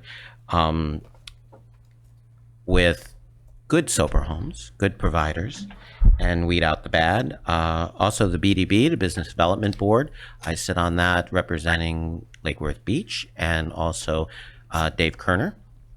So we had our board meeting. That's it. Thank you. Mr. Robinson? I want to wish our Jewish friends a sweet and happy New Year. And want to thank first appearance is the court side of our community involvement in the work that PBSO does. Tammy Panza and Chip Guthrie were there last Friday and did as much as they could to keep the bad people off the street. And I want to thank my fellow commissioners for passing a budget such as it is, and the finance department for changing the approach to a difficult budget. And I think that the leadership there was effective in addressing a new approach, and I appreciate looking forward to better budgets in the future. Thank you. Thank you. Vice Mayor Pro Tem? I don't have very much. I just want to let everybody know how much I appreciate our opportunity to get together the other night. I guess it was Thursday, in a workshop to learn how we can build our effective team building skills. And I'm hoping that we'll be able to implement what we've learned. I know I learned quite a bit, and hopefully that will give us all a new, fresh perspective on how we can better get things done going forward. And that's it. Thank you. Commissioner Hardy? Sure. So as I said last time, I was going to the Treasure Coast Regional Planning Council, of which I'm a member, and I went. And one of the many things that we learned there was about Brightline, or which is now Virgin Trains, and their plans. There are neighbors to our south that are definitely going to get a Brightline station. I voiced a concern and asked a question, and my concern was this. Originally, the idea was that Brightline would focus on the three major cities in South Florida, that being West Palm Beach, Fort Lauderdale, and Miami, and that they would provide high-speed service between these cities, and that eventually Tri-Rail would operate what was called the Coastal Link, right, which would connect every downtown from Jupiter all the way down to Miami through Aventura, right? And so, one of the reasons why that's so critical, for those of us who have ridden Tri-Rail to work every day, as I did for a year about 3 years ago, is that Tri-Rail is very far west, especially the farther south you go. And the FEC corridors, which Brightline owns now, is the only corridor that goes through all the downtowns. And the concern that I voiced was that if Virgin Trains fills in the area between these stations with additional kind of luxury, tourist-oriented, high-speed rail service, what happens to this idea of a coastal link, which would be extremely beneficial to our city and extremely beneficial to most cities along the corridor? And what was expressed by the staff member from the Treasure Coast Regional Planning Council is that basically what's missing is the fact that local governments along the corridor have not expressed a strong enough commitment towards funding operation of a Tri-Rail coastal link, right? So we all know it's very difficult for Tri-Rail to get money. Brightline Virgin Trains can finance stuff a lot easier than Tri-Rail can, and without the help and commitment of local government saying we're going to be here with money to help operate this thing, it's very difficult for Tri-Rail to go to the owner of this rail corridor, which is Virgin Trains, and say, please, slow down your plans to monetize this rail because we want to provide a more affordable service for the everyday person who needs to get back and forth between these towns without a car. And so, I would say, obviously we're a local government here. We obviously have a seat on the TPA. I obviously can't talk to you outside of these public meetings about these issues, but to the extent that the TPA and local governments have the ability to influence the decisions that Virgin Trains make along this corridor to the benefit of us, we're slated to have a coastal link station right, am I pointing in the right direction? Right over there, which would be tremendous for us and tremendous for the west side of Lake Worth. To the extent that we can influence them, we absolutely should. And so that would be my message to the public and that'll be my message to this board and to our member of the TPA. Oh, preaching to the choir. Yep. This has been, I mean, this has been talked about forever. And in fact, it's a little crazy because I forget who the original city manager, you might be able to help me, what the original name of it was. And then it was Brightline. What was it at All first? Aboard Florida. All Aboard, thank you. It was All Aboard, then Brightline, now Virgin, whatever. And the whole thing is that they got buy-in from us as municipalities immediately. And in fact, all the cities ran chasing each other down because remember, you're going to have a train dropping right into the downtowns of cities, not needing a second form of transportation, a shuttle or a bus or something to get you into the downtown. And this is what a great way. You want to go out to dinner here or there or hop on. It just would really encourage more rail travel amongst our citizenry, as well as be really great for people to go to work in retail environments in downtowns and have that ability to do it. So we were all aboard right away. This punniness tonight is just killing me. Right off the bat. And in fact, these people came in and sat with us, and we all jumped around. Some cities even pledged lots of money. The ones that have big money pledged lots of money for multiple stations, and we couldn't have been more excited about it. The problem is that politically, I don't know what has gone on, and some of you might have more insight into that than I do. But the whole reason for approving the rail and the high-speed travel of that train was that it was going to open up a coastal link for us so that cities and towns on this pathway would have it. We had actually 3 stations. Was it not initially 3 stations planned? Downtown, down by 10th Avenue, 10th Avenue South, 12th Avenue South. 12th South and 10th Avenue North. So, yeah. Well, that's the thing. They're not approving it. They're not moving forward. We're supposed to be getting at our next TPA meeting, I think, an update on the coastal link. Is that Dr. Kim? Is that Dr. Kim Delaney? No, I forget who it's going to be, but it's coming up. This last meeting for TPA was mainly about, the TPA has become an independent TPA, and it was previously, resourced by the county, for lack of a better word, and 5 county commissioners sat as members on this community, which I'm just going to speak with you honestly because you're my city. It's kind of difficult sometimes because you feel like you're at a county commission meeting and they're dictating to you, and you're a municipality fighting for your own city and its things, and you sort of felt like you were at a county commission meeting and they were telling you what to do. And not that that was the case at all times, but we're all members and contributing members of the TPA, and we're all fighting for road projects and things to happen in our community. Remember, the county deals it out, they dole it down, and we've not gotten a lot of projects over the course of years. We've gotten more in the last 2 years or 3 years than we've gotten in 40. So, we finally have a seat at the table. It's going to be independent. We're all going to be equal members of it in regards to our population size. And I think that, despite my initial feelings on the changes, I think that we're going to have a good say in the future of this organization. But right now, we've got to get this coastal link up. I mean, with no light rail, with no, electric buses and all the things that other cities do everywhere else to really increase that transportation.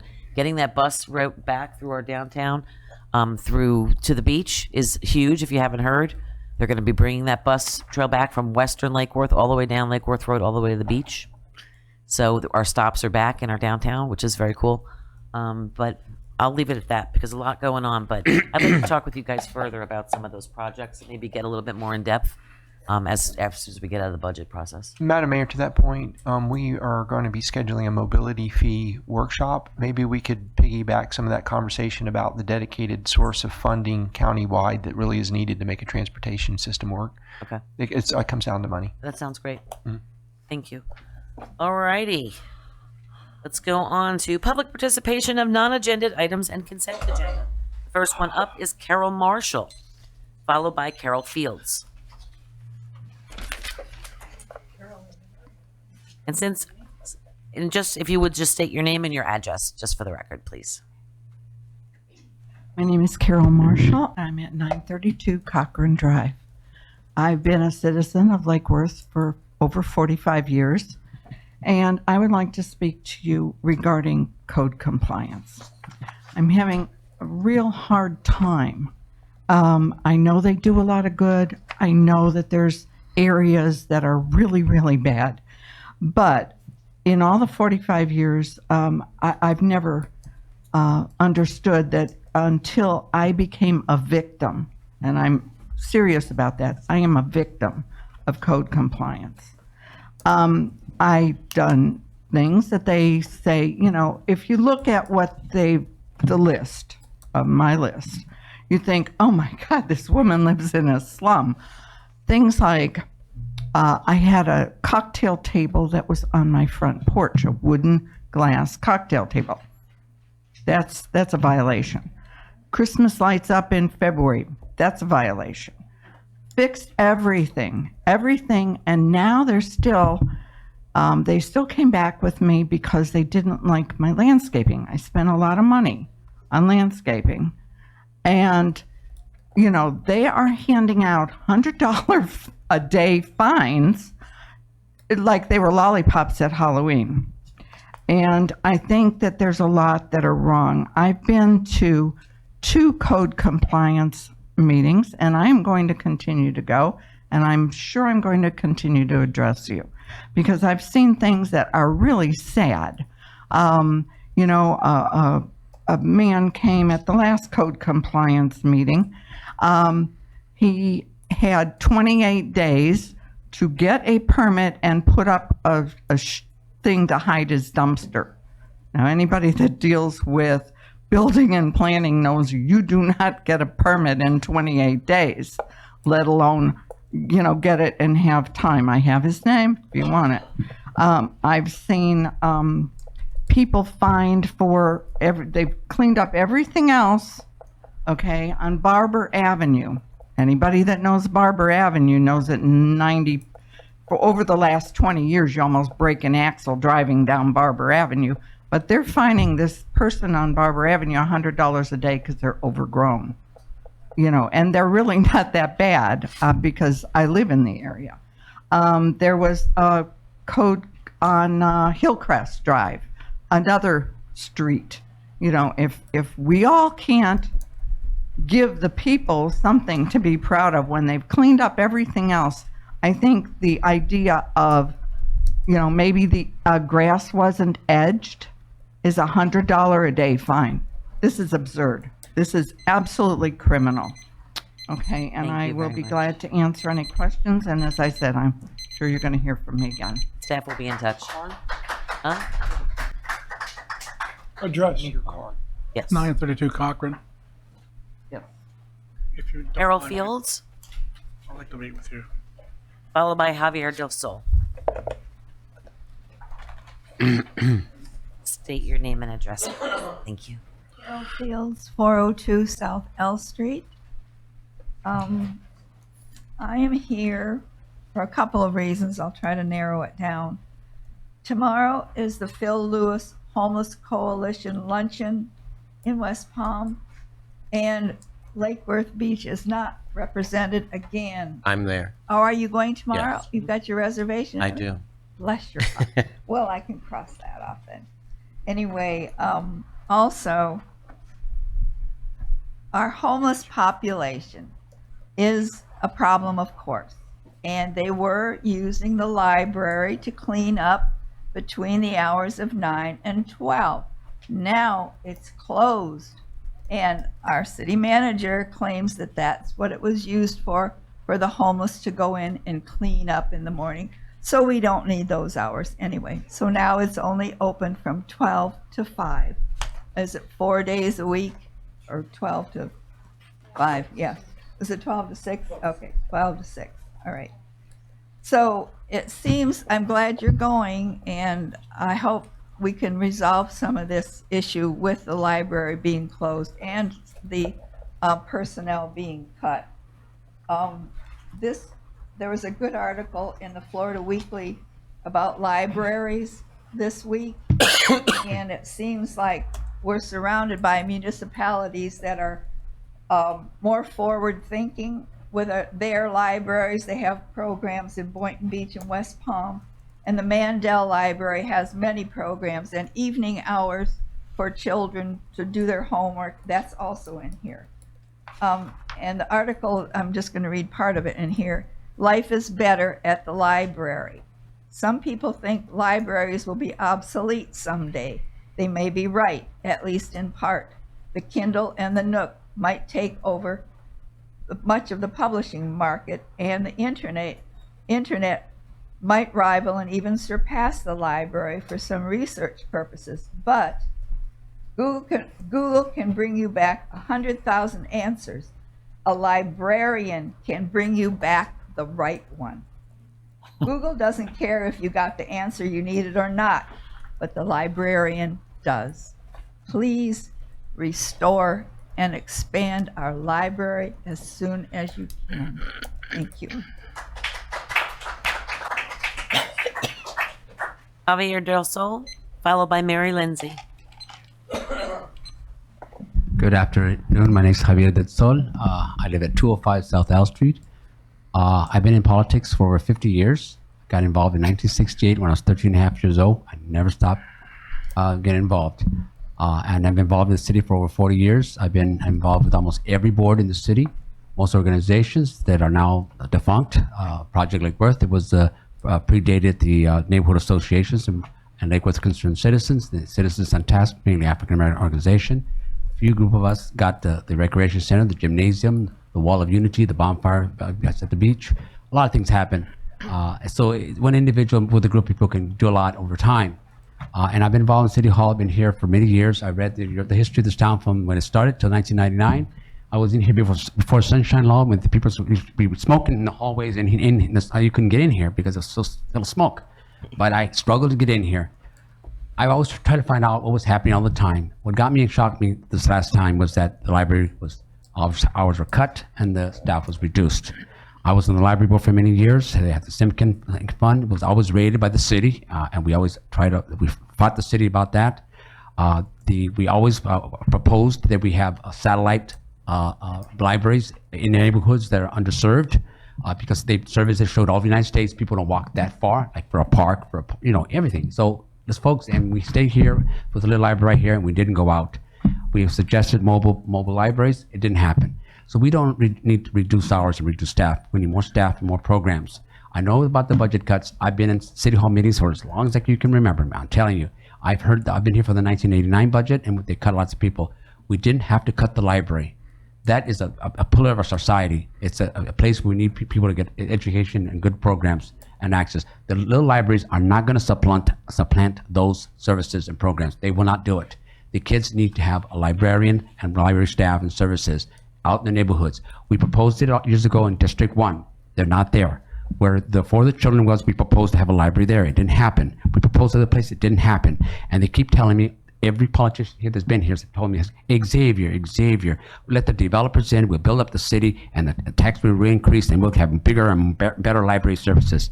Instead, we're reducing, cutting them. What's happening? You cut your staff at the city. Folks, we need to stop cutting people and cut the programs. As for the homeless, no, they're not allowed to go into the restrooms, not as they have a library card. So that's not an excuse for that. And if we have to do our job, you can regulate if you want to. Besides, I think we should have a place for them anyways to be taken care of. As for the champion tree, I'm one of the first guys that initiated the tree board. And everyone else, whenever was on it, didn't have to be on it. But we initiated because they were chopping down trees everywhere. Everybody just walked in. They didn't like that big old mango tree. They go champion. They just cut it down in the city. That's why we had the tree board. And that's it. We should set the example and keep that champion tree there. Thank you. Thank you. Mary Lindsay?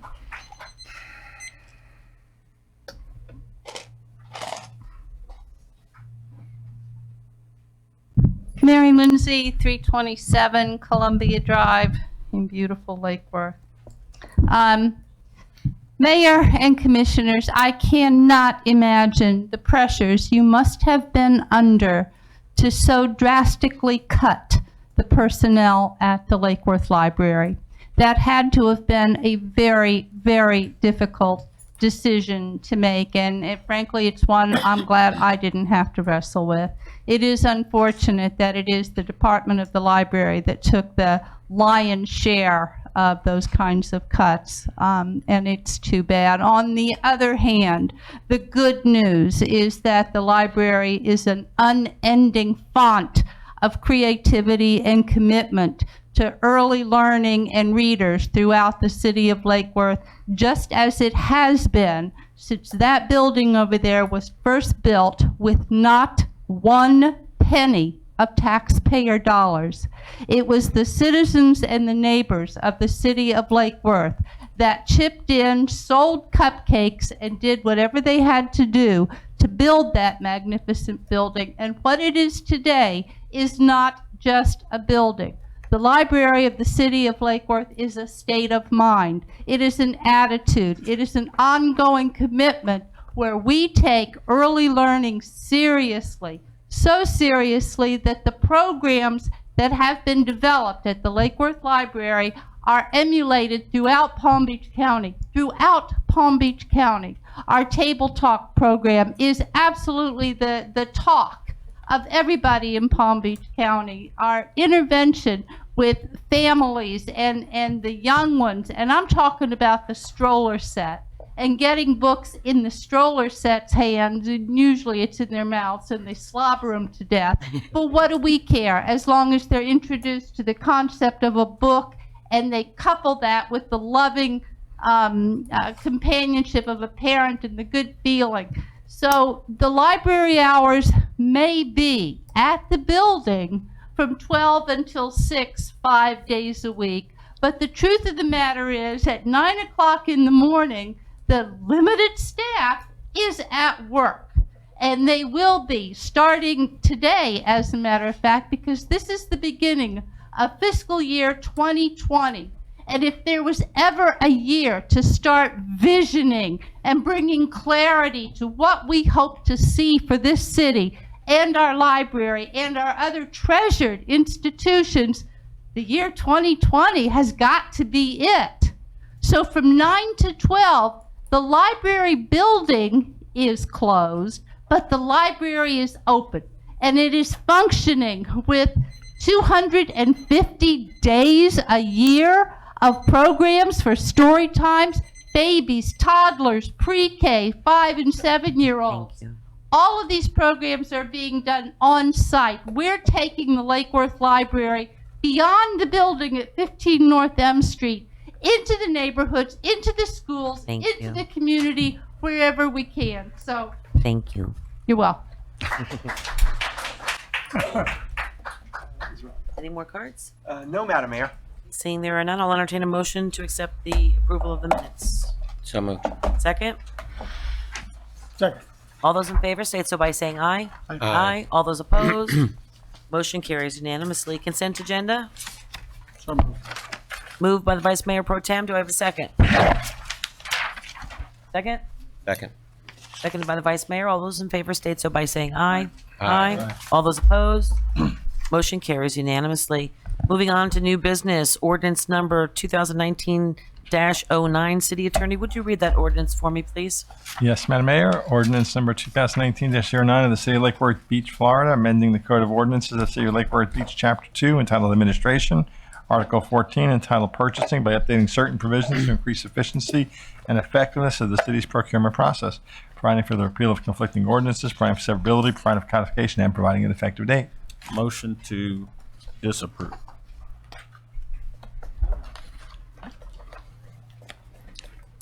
I'm making a motion to disapprove. Okay, do I have a second?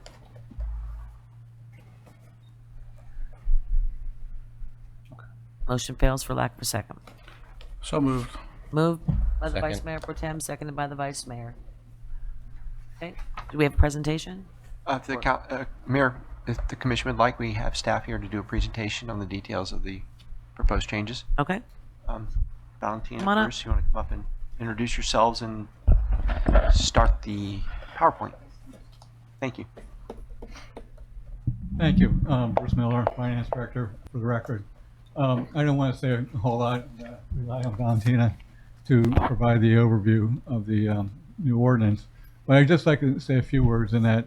One of the things that was put on my table, if you will, of a concern and a lot by staff and the department heads, was the concerns they had relative to the procurement process. It was somewhat inefficient. So one of the things that we did as soon as Valentina came aboard as the new procurement officer was to evaluate how we could improve the efficiencies and effectiveness of that those policies and codify that in an ordinance. She spent a lot of time working with Christie, the city attorney's office, in formulating what I think is a very good and thorough procurement code. And with that, I'll introduce Valentina, and she can work through the details. Thank you. Welcome, Valentina. Good evening, Madam Mayor, Commissioners. I'm Valentina Susteda. I'm a purchasing manager for the city. I've been with the city for about 6 months now. I'll present the changes in the procurement code. The city current procurement code was adopted in 2013. Speak into the microphone, please. Sorry. Thank you. Currently, the city follows policies and procedures that have been proven to be lengthy, inefficient, and not meeting requirements of the city departments. Average formal procurement over $25,000 currently takes minimum 7 to 8 weeks to award and can take average of 60 to 70 hours of administrative time. This process causes many operational delays, inefficient practices, and ineffective administration time. The City Procurement Division, myself, and the City Attorney's Office updated the procurement process and rewrote the city's procurement code, procurement policy, and contracts management policy. The proposed ordinance raises the formal bidding and approval levels of the city manager from $25,000 to $50,000. This would be only the second increase since 1999. This update will bring more efficient and effective purchasing process, reduce administrative time, expedite smaller value procurements, and yet remain full accountability to the Commission and citizens. The procurement code changes includes basically the approval process for authorized purchases for procurement $50,000 and under would be authorized by the city manager, and procurements for more than $50,000 would be authorized by the city commission. This threshold modification will reduce processing time by 5 to 7 weeks and reduce 40 to 50 hours administrative time for over 35% of procurements annually. Those numbers is 35% basically of all of the procurements of over $25,000. It would be 35% of those would be processed much more effectively. This is the competitive selection threshold. Current process is on the left side and proposed competitive selection thresholds are on the right side. Basically, formal bidding threshold of $25,000 would move to $50,000. That will also affect this 7 to 8 weeks time would be dropped for 5 to 6 weeks of processing time for these 35% of the procurement.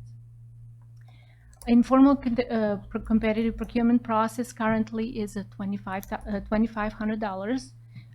We usually use a P cards on small purchases. Between $2,501 and $5,000, we use a one written or a verbal quote. And then from $5,001 to $25,000 of 3 written quotes. This would change to the P card, and the 2,500 small purchases would remain the same.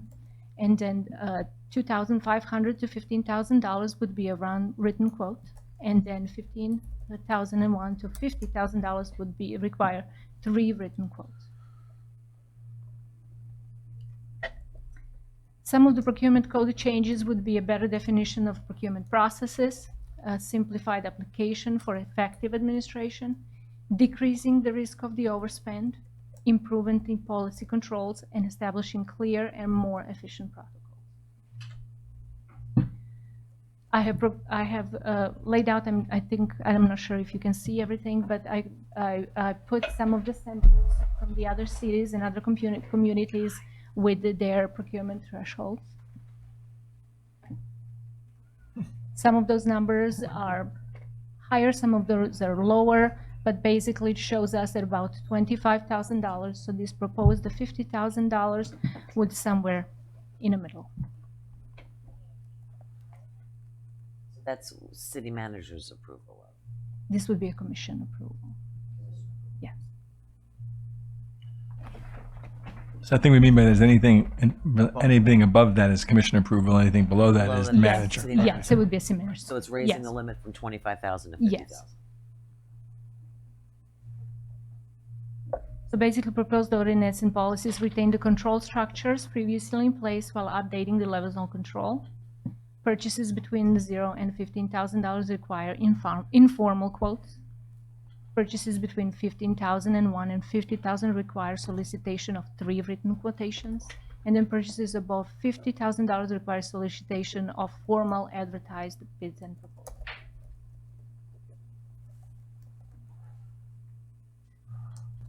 Can you leave that slide up there that has the other cities on it? Yeah. Thank you. Just leave that up. Commissioner Hardy? Yeah. I recognize that there are ways to improve processes for bidding stuff out. Always for improving processes for bidding stuff out. That's a part of what I have read here. You know, that's a part of this ordinance. There are 2 things in this ordinance that are important that I'm not really a fan of. The first thing is increasing the city manager's purchasing authority without commission approval to $50,000. And you were very correct to note that it's been since 1999 that this had been updated. But if you take a look at, for example, inflation, right? Since 1999, $1 in 1999 is worth $1.54 today, right? So that $25,000 purchasing authority is worth about $38,500 today. And so we'd be increasing the city manager's purchasing authority beyond what is required by the increase in purchasing, by the decrease in the dollar's purchasing power over that period of time. I would have no problem updating his purchasing authority to reflect the decrease in the purchasing power of the dollar over that period of time. But there's a $12,000 difference there, and I'm not for going all the way to $50,000. That's number one. I think that kind of oversight is important. So I do think that his purchasing authority should grow as things get more expensive, but this would again grow his purchasing authority past that which accounts for inflation. The other thing is that wasn't mentioned in the presentation was we would be requiring protesting bidders to have a protest bond, which is in the ordinance. It wasn't in the presentation. So basically, this is really important, right? So when we put out a bid for something and people protest it, sometimes they have good reasons to protest it. Sometimes they have bad reasons to protest it. I think it's really important to maintain access to a process that allows people to keep us honest. And what we'd be doing now is imposing a cost on people who protest the bidding process to basically discourage them from protesting. I don't think that's fair or appropriate. If this is going to be approved, I would like to strike that from this document because I don't want to discourage people who may feel that there's an issue from bringing that issue forward formally. I recognize that it can sometimes be a pain, but I think preserving that is important because it keeps us honest and it preserves a kind of due process for the people who do it without costing them that. The other thing is I recognize that other cities have higher purchasing authority, but those cities also have much larger budgets. So I think it would have been informative if we were, for example, to common size that, right, to the size of their budget, not just show the absolute dollar amount, because Boca Raton, Palm Beach, West Palm Beach, Boynton Beach, their taxable property value is much greater than this city's, even on a per acre basis, except for West Palm Beach. And their actual budgets are really, really large. So I think if we're going to make an informed decision about that, we should relate the purchasing authority to the size of their budget. The other thing is, it was stated that increasing the threshold from 25 to 50,000 would speed up the process. But you can speed up the process without increasing the threshold, right? So like, why does simply increasing the threshold improve the process? You can improve the process separately. I understand you have lots of things to bid, right? But having fewer things to bid doesn't improve the process for the things that you bid. Decreasing the risk. Could you go back to that slide about decreasing the risk of overspend? Okay. Better definitions, agree. Simplified application, agree. Decreasing risk of overspend, we'll get to that. Improvement of policy controls, agree. Establishing clear and more efficient protocols, agree. Decreasing the risk of overspend. So it's come here before. Under our previous finance director, we've had issues where, whoopsie daisies, we didn't know that we had spent $25,000 or, over $25,000 with one particular vendor or contractor or whatever, and we'd have to go back and correct that with commission action.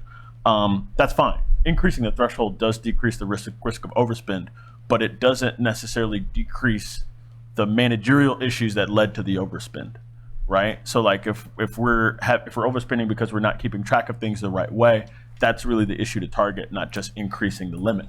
That's like saying I get to decrease my risk of overdraft by increasing my income, right? Well, sure, but I've got some budgeting issues that I should probably manage, and that's really what you should address. So those are my comments. Unless I see those changes, I'm a no. And I want to hear what people think about the threshold. I want to hear what people think about the protest bond, which wasn't mentioned in the presentation, to see if we're willing to amend this document to not have those things in it. Vice Mayor Pro Tem?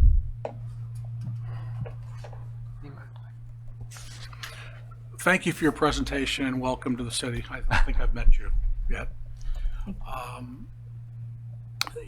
My first question was, I think you addressed that, and that is, was the research done in terms of best practices and whatever for other communities? Obviously, that has been taken into consideration. I'm quite sure that this will comply with any rules or regulations the IG may be concerned about. Yes. And but I do want to ask you about the decreasing the risk of overspend. How does this?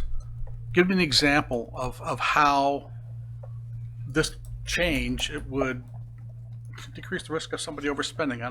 I mean, overspending is a mistake. It's a conscious effort on somebody's part, but it was a mistake. So tell me how that works. So I'll try to simply explain this. In the process of spending, let's say, $15,000 to $50,000. Normally, when we take now $25,000, they're going to ask for a single quote, maybe get a couple of quotes, and get that process. The staff is usually in a rush. They don't look at it. They don't correlate the prices. If we have a little bit more controls into that smaller process of between $15,000 and $50,000 and require a 3 quotation process, they will actually have to go out and look at for more options for more prices and compare that price, and therefore have that process and apply the right price. That's where I meant in that. I'm not sure I understand where the overspend comes in. You said staff may be. So let's say an example, sometimes, sometimes you will see those, as Commissioner Hardy mentioned, there are items that will come to commission for asking for, there was a one quote, or it was a single source, they're going to use a single source without a competitive process. This is a high risk of overspend if we're using only single procurements, because what they're used is that process of going to a formal bidding at $25,000 takes really long time. It's not about the process and how long it takes to do it. It actually requires a lot of items to put this document together. That requires the departments to come in and put specification together, do the research. There is an entire process of putting documentation together that has to be compliant with all of the requirements. The bidding time is required by the state law to be out on the street for a couple of weeks. You have to do the public meetings, public evaluations, meeting of the staff, etc. I can continue. So that process can be very, very lengthy. So those procurements between $15,000 and $50,000 can become very, very long and extremely long process. Okay, and finally, I want to talk about the city manager's transactional authority, increasing it from $25,000 to $50,000. And I want to remind those who are listening and or whatever that what we're proposing here is not giving the city manager the opportunity or the authority to go out and spend up to $50,000 on whatever he feels like spending $50,000. Right. Everything that gets spent by this city is assigned to a budget line item that we've already approved. So if the city manager approves something for $40,000 and it has to do with public services line item budget has already been approved by the commission. Okay, and specific projects oftentimes are detailed. So I don't want anybody to get the impression that the city manager has the opportunity, whether it was $25,000 or $50,000, to go out and spend it on whatever he wants. He has to stay within the budget that this commission has adopted and approved. Okay, and I can't think of any situation, and maybe my colleagues could help me out, I can't think of any situation in the last, well, since this city manager's been here, where we've had an issue where the city manager spent money that he shouldn't have spent. So, you know, I'm perfectly okay with this. You know, with all due respect, the argument that, you know, you want to factor inflation in, and that doesn't hold water as far as what we're trying to achieve here this evening. So I'm ready to go ahead and vote. Thank you. Mr. Hardy? Okay. Well, my question is, you said that there are lots of steps that you have to take for all these procurements, and you mentioned could you just mention a few of them again? Yes, so I would say I'll lay it out simply. So for staff to prepare, let's say the department has to prepare a formal process. They will have to develop specifications. It will come to procurement department. We will put the document together. That process can take, I would say, 4 or 5 days. It can take a lot of administrative time to do that. We have to post the bid on our website. We have to advertise in the papers. We spend money there. Then this stays out on the street minimum of 2 weeks. Oftentimes we will do 3 weeks depending on what type of procurement we're doing.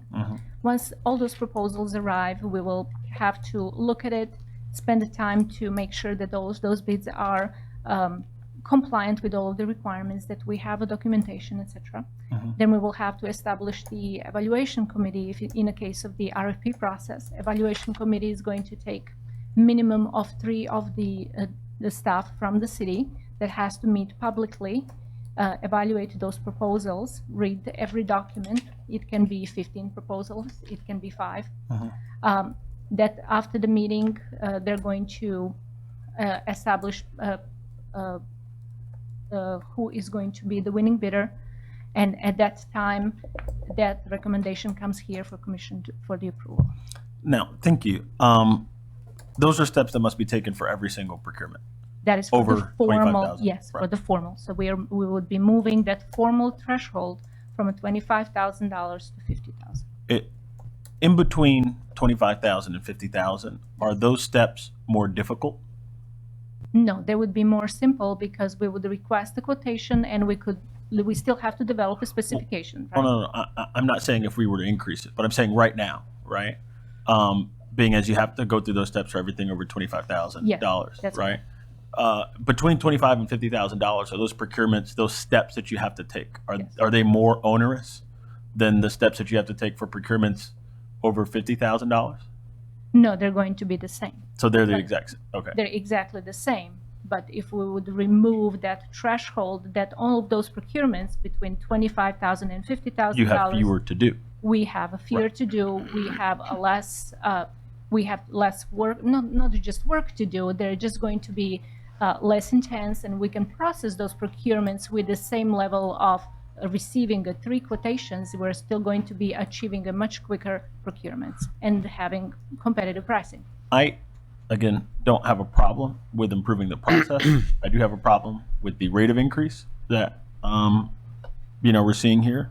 And so the increase doesn't improve the process. Improving the process improves it. I would have an issue with that. Also, the procurement bond, again, I'm interested in what my colleagues have to think about the procurement bond. It may comport with the law, but everything that comports with the law might not be something that we want to do. There are tons of things we can do within the law, but that doesn't mean that we want to do them. I don't want to impose a cost on someone who's trying to seek fairness or justice. And so I'm wondering specifically, as far as the procurement process goes, requiring someone to pay 5% of the contract just to protest it seems to me to be onerous. If we were a vendor and we had an issue, none of us would want to have to do that if we felt like there was an issue. And so I'm wondering what my colleagues think about that. Commissioner Robinson? I was just going to say, I am concerned about the number of contractors and bids that we do get, and I'm hoping that this will encourage people to bid into Lake Worth. And the internal auditor has been notified on this, or do you Yes, internal auditor is aware that we are doing and rewriting purchasing. had no objection, or I should I ask. haven't directly talked to him, but specifically, He's aware of the change. he's aware that we're making the changes. And I just, Riviera Beach, I don't know how their budget works, but theirs is at 20,000. And yeah, so I think the efficiency will increase the awareness, actually. So I appreciate your changes that are going to increase efficiency. Do we have any public comment cards? No, Madam Mayor. Seeing there are none, we've got a motion on the floor and a second. All those in favor state so by saying aye. Aye. All those opposed? Nay. Motion carries 4-1. Do we have any attorney report? No report. City manager?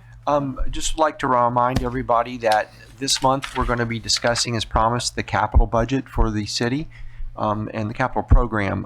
We'll be having our first hearing on October the 10th in this chambers, and we'll be going over the utility projects and the non-utility projects discussion. So it should be a very good meeting.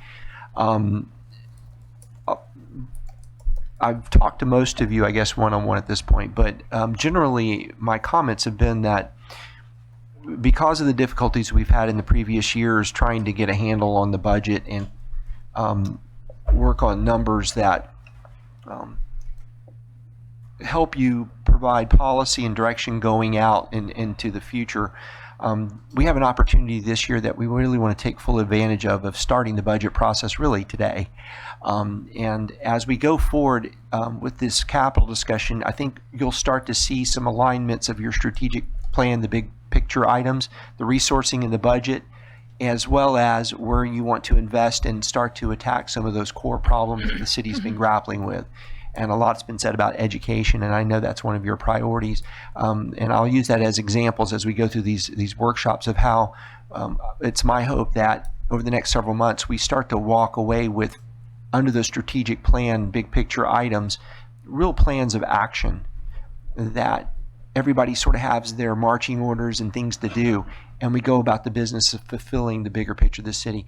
It has taken many years to create the competency and the capabilities of your staff in this organization. We're still improving and fixing as we go, and we're trying to do a better job of being the city organization that you deserve and want to see, that can really put legs under those policy things you want to see done. So I'm really looking forward to this year. The budget process was a little difficult. Granted, we had some tough changes in direction, but I think you'll be pleased overall with the discussions and where we're going to be going. By no means is it going to be easy, but it's going to be very fulfilling, and you're going to be substantially solving problems that have literally existed for the past 40 plus years. And I think that's an incredible thing that this body has gotten to this point, and I want to congratulate you and thank you. I look forward to this fiscal year. Happy Rosh Hashanah as well. Thank you. And that's my comments, Mayor. I'll entertain a motion to adjourn. Madam Mayor, real quick, I think Mr. Pinsky was looking for a clear direction, and I don't know that we gave it to him. Is that something that he needs, City Manager? Consensus? A majority? I think this is out of order. This is point of order. Yep. Okay, Yeah. well, We could, again, we're leaving without giving our consultant clear direction, and he needs to move forward in making those decisions. I'll talk with the city manager about that. Thank you, Vice Mayor. Motion to adjourn. Second? Second? We can sit here all night. No one wants to Second. All those in favor? Aye. Commissioner Robinson? Aye. There you go. Get up now. Take it easy. You want me to carry anything?